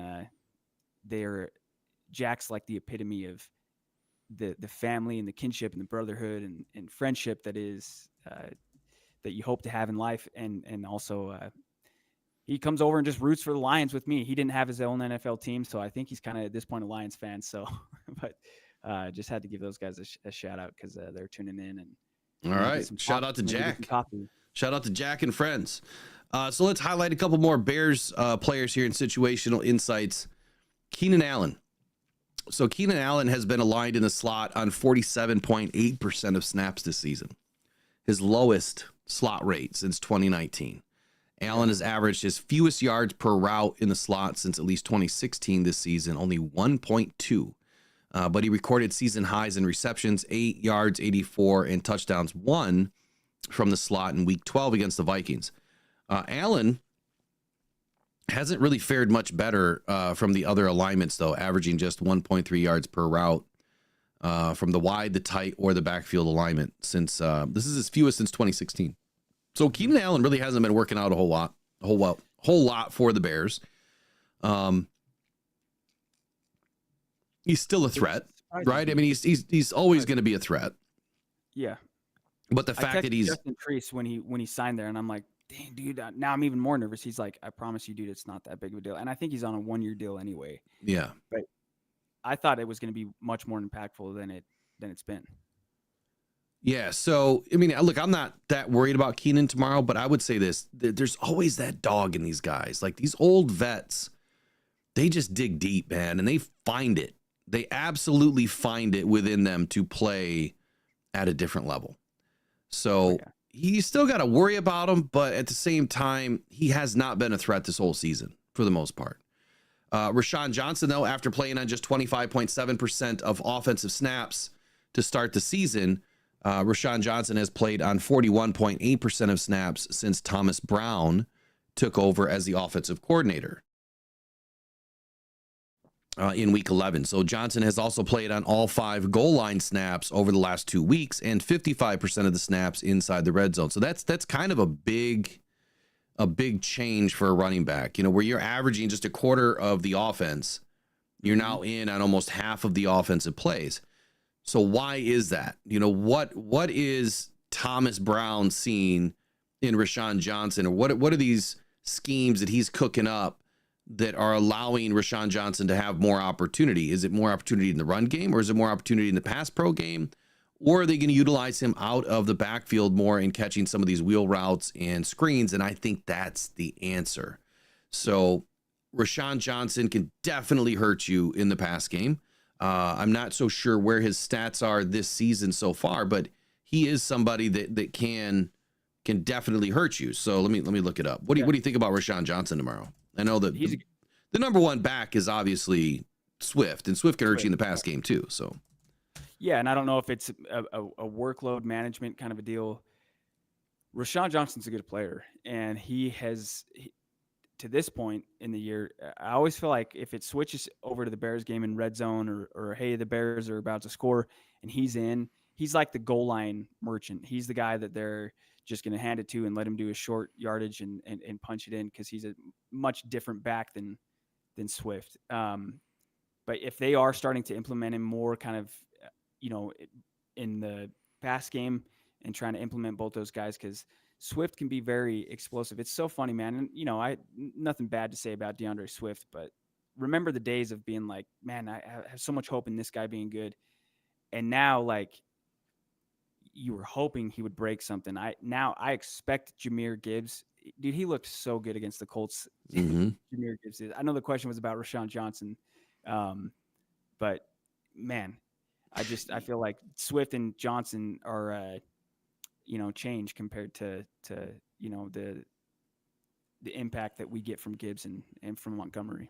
Oh, without a doubt. And so I'm looking at, he's in on 47% of snaps now. And did they increase his receiving role? And they didn't. So they really didn't. I mean, he's had games like Carolina, the Rams, and Houston. He didn't get 1 target or 1 catch. And then prior to week 11, he was probably averaging I don't know, 2 targets a game. Probably between week 9 and week 11, he was averaging two targets a game, Rashawn Johnson was. And now he's down to 1 target a game. So I'm not real sure why he's in more often now if they're not utilizing him in the pass game, because it's not showing up in the numbers. Yeah, I'm looking at Swift's stats. It might just be a case of him kind of needing less workload. Could be. Swift's weak, man. He's always been weak. He's weak. Yeah, you remember when they called him out for not finishing runs? Oh yeah. And how crazy is it? Because when Swift and Jamal Williams were let go, and then it's kind of like, the team was starting to get good, and Williams led the league in touchdowns. It's like, what are you doing? I didn't super question it because I learned pretty quick with Brad Holmes, like, all right, he's usually got a plan. But does anybody in this chat miss those guys? No disrespect to them, but man, it's just, dude, I had no idea David Montgomery was this good. Yeah, I was a little bit worried about his fumbling, which last year it kind of popped up, but yeah, he's a different breed. And he's perfect. Now you see why they took Gibbs instead of Bijan, who's still a good. Because Bijan's more of that power back. He's both speed and power, but I think Bijan is more of the power back. And you look at Gibbs, I mean, my goodness, what that guy can do with the ball in his hand and some of the moves that he makes. He's just getting started. He's only in season 2. He's just getting started. There were multiple plays on Sunday that I turned and looked at Jack, and we just laughed because Gibbs was just like, dude, how somebody can be moving that fast while still moving laterally and making moves. He's just an awesome player, man. And when they made that draft pick, I was like, you heard how good Bijan was. I'm like, why didn't they if they were going to take a running back, why didn't they just take Bijan? I don't fancy myself. I don't pretend to be a, draft guru or analyst. But I'll tell you what, if the GM for the Falcons called Brad Holmes this morning and said, hey, 1 for 1, we'll give you Bijan for Gibbs, how long do you think that phone call would be, Will?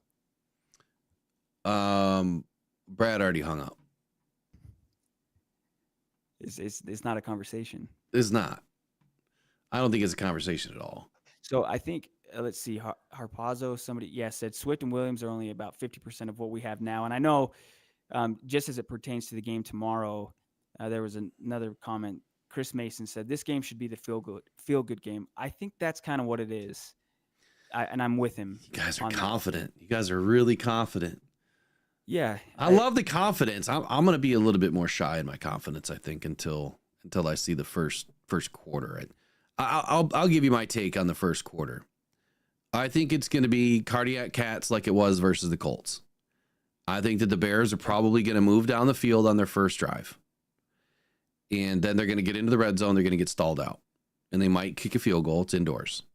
Mm-hmm. And then the Lions they're going to get the ball back. They're going to get the ball for their first possession. And they're probably going to move down the field on their first possession. And they're going to stall out. Only because they're going up against a pretty good defense. And I think that for whatever reason, this game has so much going into it from pressure. Look, these guys are feeling it. Dan Campbell does not want to lose any game. He doesn't want to lose a division game. But more importantly, these guys are feeling the pressure of the Thanksgiving woes. Did you see what his wife said? Something about, or Dan Campbell said my wife was like it. She's praying that we win because I'm a bear when we don't. I don't know if he was making it. That's what he said. He said he's a bear. He's a bear to be around on Thanksgiving if they lose. And I can only imagine. I know I've been, dude. Like I'm ashamed to say it, but I'm like, man, I don't even want to. I just want to be left alone.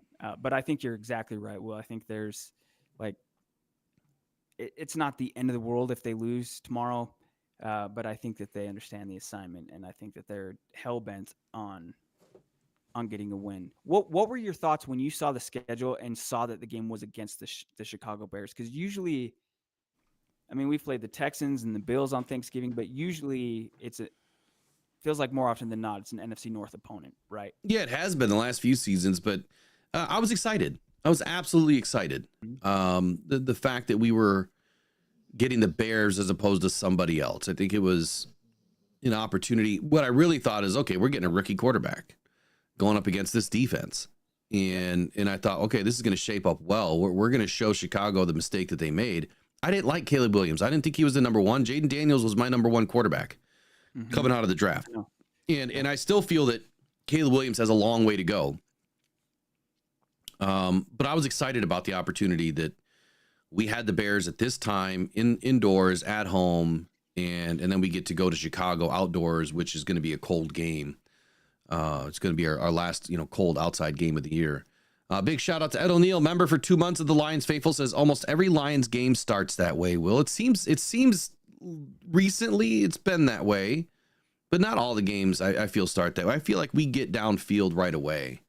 In the majority of games, it seems like we've always seemed to score in our first drive, more so than not. But to your point, Ed, yeah, we've had some games where we've struggled.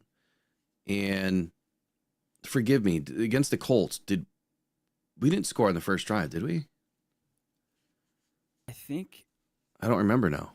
I can't recall. I usually have these details pretty well memorized. What I do know is I turned to Jack and I'm like, dude, isn't this crazy? Like, it was the first quarter was almost over, and the Lions had only had one possession.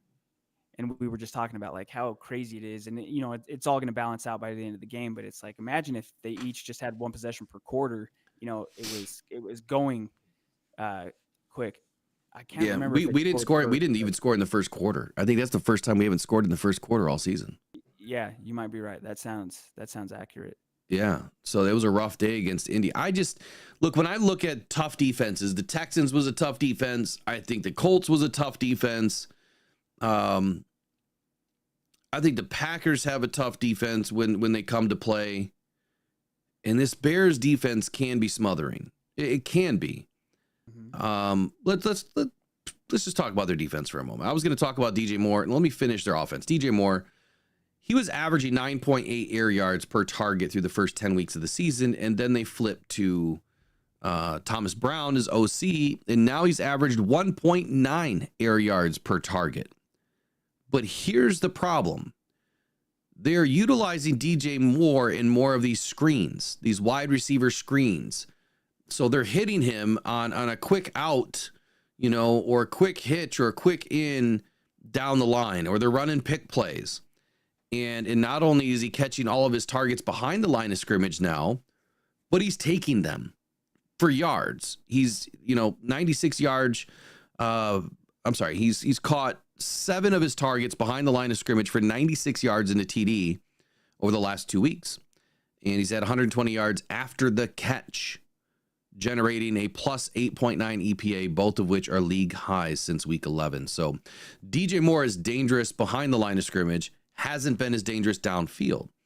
So again, that's just another thing this defense is going to have to put up with without having Alex Anzalone in the game, who would have been the guy that is going to be out there, covering these situations.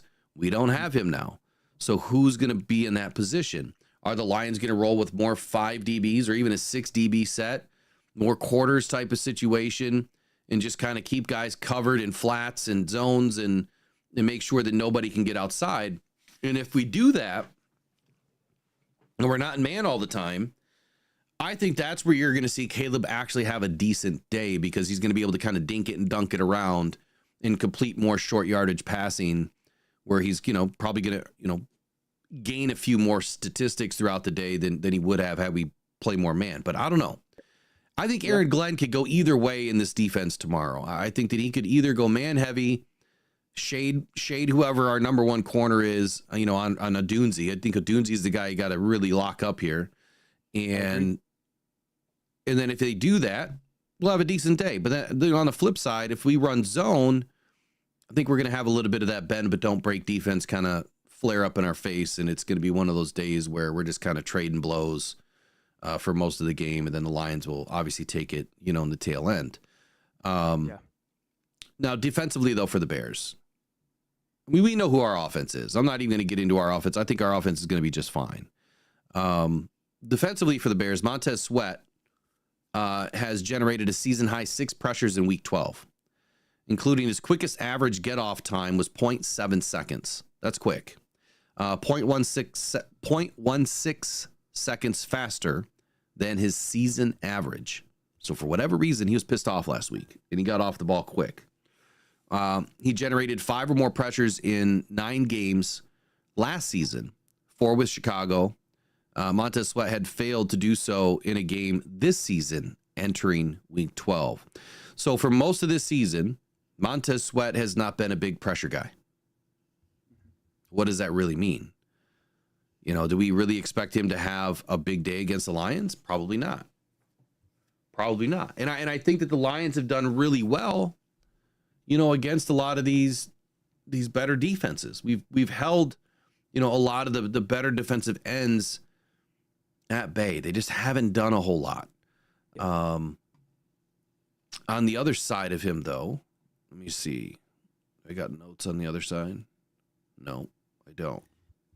We've got, real quick, I want to make sure Ed O'Neill gave a super chat. Oh, he did? Oh, there we go. Ed O'Neill, $1.99 super chat says, with the Lions, it's been a race to the second quarter.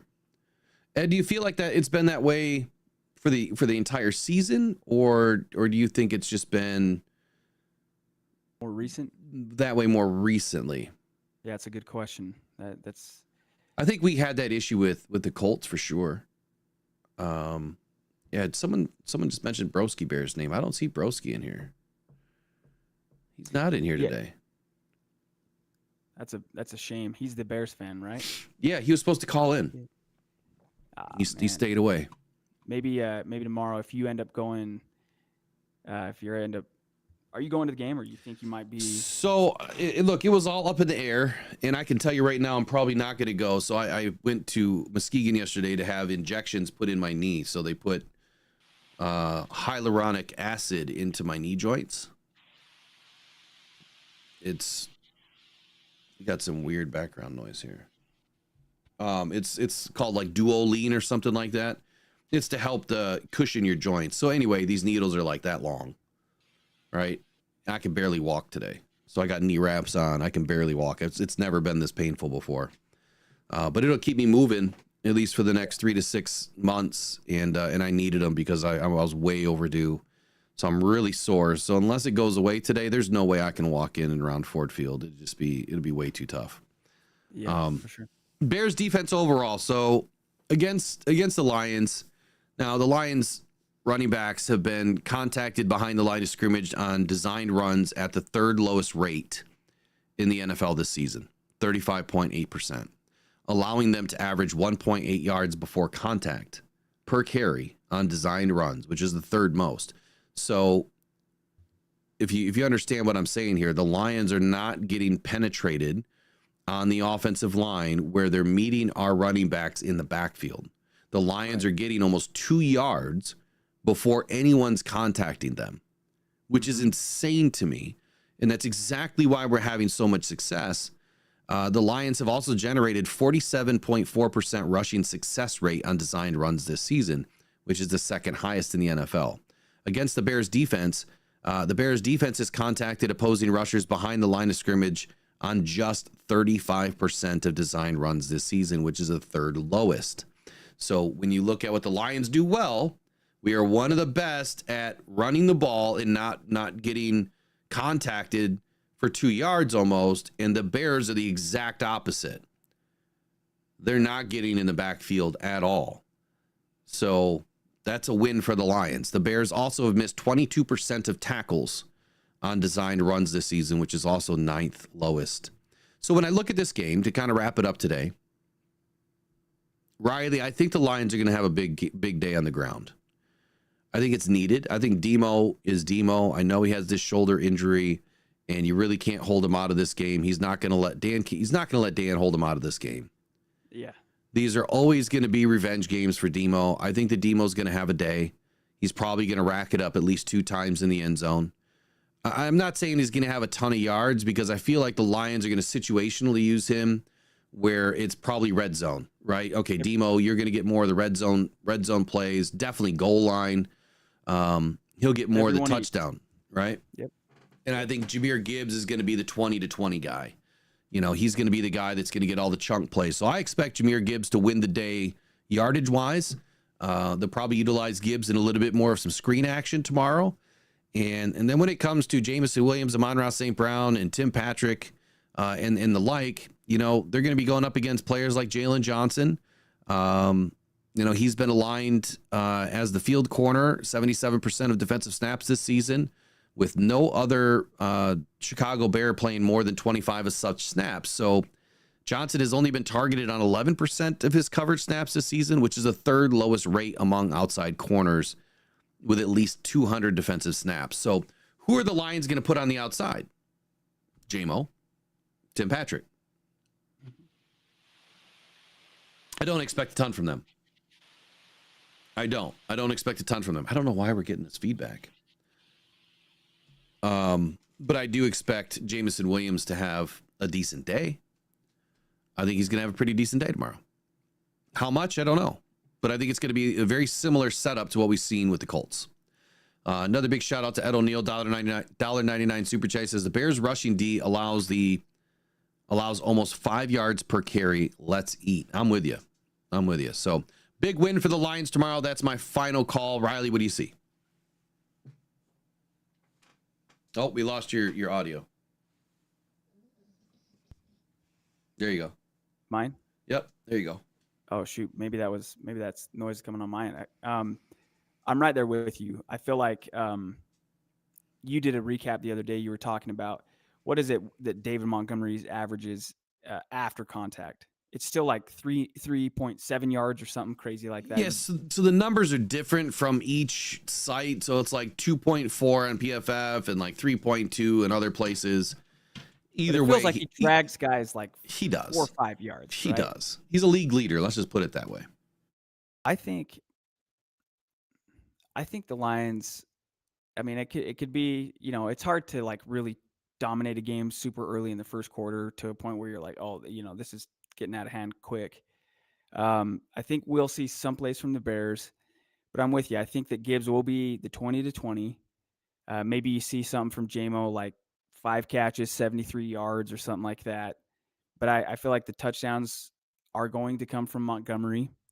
I'm with you. I just don't think that the Bears can stop the running game. And when you can control the running game, you can control the clock, you can impose your will. And that's exactly what Dan Campbell is preaching. Every one of these post-game videos that shows the conversation he has with, or the speech he gives to the team, you know, it's like, you guys imposed your will. And that's what great teams do. And I think that tomorrow, as acknowledging that the Bears do have some talent, you know, this isn't playing the Titans, it's not playing the Jaguars. They're going to want to win, obviously. But I just feel like it's going to get to a point where they just can't keep up. I think the Lions are going to win, I'll say like 17 points, maybe 21 points. I think it'll be a 2-3 score win for the Lions. So I said it last week versus the Colts. Jahmyr Gibbs is going to get 100 yards in this game. I think Demo is going to be right around 50. And I think between the two, I think that Demo will definitely get one. Jahmyr will definitely get one on the ground. But there's a possibility that if it gets deep into the red zone again, that potentially, you know, Jahmyr's pulled out and Demo will get, you know, his second TD of the day. I do see a bigger day for Sam Laporta in this game. Interesting. Okay. Yep. I feel like Sam Laporta will probably get close to 50 in a TD. And even though I think Amon-Ra is going to have a slower game, I think he's still going to be critical at times. Mm-hmm. He always makes his good critical plays. But if I'm tracking the Bears right, and if I'm looking at, you know, kind of what other teams have done, I mean, Sam Darnold just put up 330 yards on him. Aaron Jones put up 106. I think James Conner put up like 120 or something like that. Jordan Addison went, you know, ballistic for 162 yards. Hawkinson went nuts for 114 yards. Jefferson didn't have a big day. So that's where I kind of see, all right, Jefferson, Amon-Ra, I'll put them in the same boat. Amon-Ra may not have a big day. Maybe he gets 50 or 60. He's just the first down merchant all day. I think that your bigger day is going to come from J-Mo. And Tim Patrick gets his first TD tomorrow. Tim Patrick gets his first TD tomorrow. Sam Laporta is going to get a TD tomorrow. So I think the day is won between J-Mo and Sam Laporta and Tim Patrick going at it. I think that Amon-Ra is just going to be, your first down merchant of the day. And Jahmyr Gibbs will be your leading rusher. Lions, I know I said it wasn't going to be a crazy big game. I think it's going to be tight to a degree, and I don't think the end score is really going to tell you what happened. I think it's going to be a little tough in the beginning. I'm going to go Lions 38 to the Bears 19. 38-19. Lions win 38-19. So they're going to win by 19 points tomorrow. That's my call. 38-19 Bears. You know what? Let's take a look back real quick and then we'll end it. What did I call in the beginning of the season, preseason? So let me go back to my score sheet here. Week 13, I had the Lions 35-22. So I'm close. Add 3 and take away 3. Yep. Yeah. So, hey, I'm separating it by a field goal on either side. So I guess not a terrible call. I can see it, man. And I've seen so many people in the chat just say, just win. I think that's all That's we're the most asking important for thing. Yeah.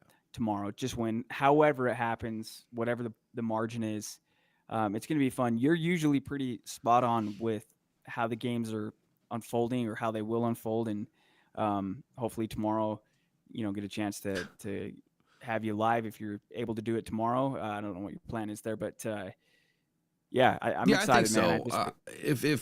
If I don't feel well enough to get my butt out to Detroit, I mean, I've got to know tonight. So if I'm not feeling good enough tonight, then I'll be live tomorrow. Why not? Everyone else in my family's, gone doing things or in different states or has to work. So it is just one of those days. You're not going to be watching the game, right? Right. So I might as well be live with anybody that wants to be there.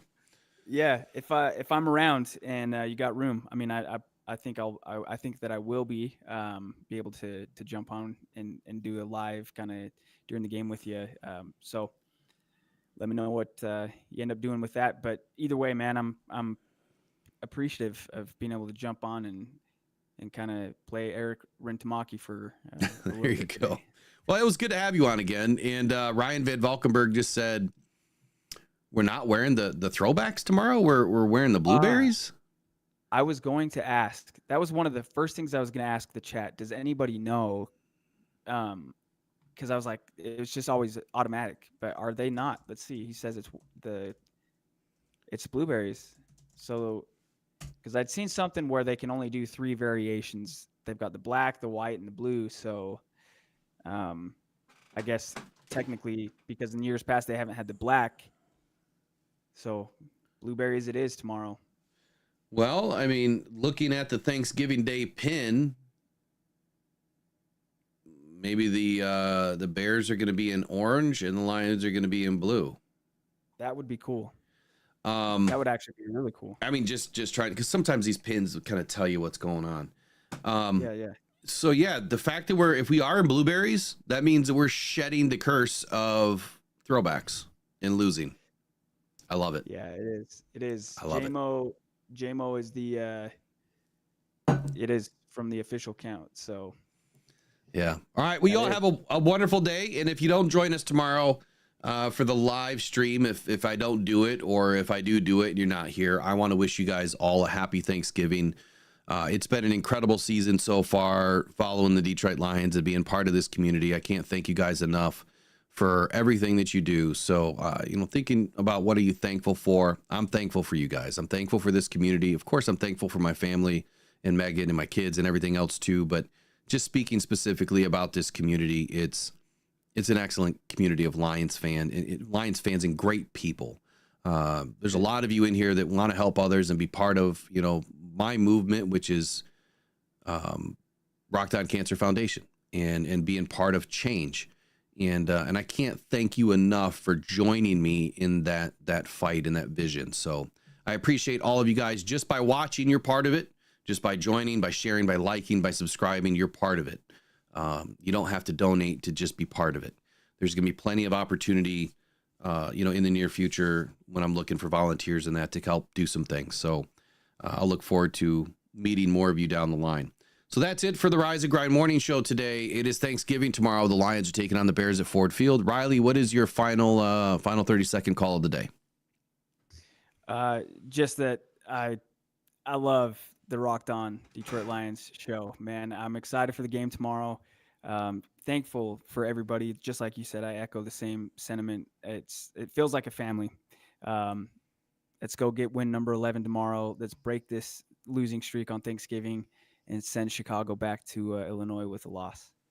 You said it best. Go Lions, go on Pride. We'll see you guys all in the next one. Take care. Happy Thanksgiving. We'll see you guys probably tomorrow. But anyway, go Lions. Every day, thousands of people are discovering Uper Lights, Michigan's newest, funnest rock to go find on the shores of the Great Lakes. Don't go out with just any light. Try the Convoy C8 from uperlights.com. It's guaranteed for life, and you'll find all the ones everyone else misses. Quality UV lights that are perfect for Uper Lights with prices starting as low as $20. Please make sure to visit uperlights.com for all your UV flashlight needs with the best guarantees on the market. Just what you wanted and not what you didn't. The best quality, the best guarantees, and the best UV flashlights from uperlights.com. I almost forgot. uperlights.com is having a special Black Friday event. So make sure you guys visit uperlights.com and visit Eric Rentamaki in his store and buy up those, what I call dinosaur eggs. But those Uperlights, he's got all sorts of stuff for you guys. Check it out, uperlights.com. Have an excellent day. We'll check you guys out in the next one. Bye-bye.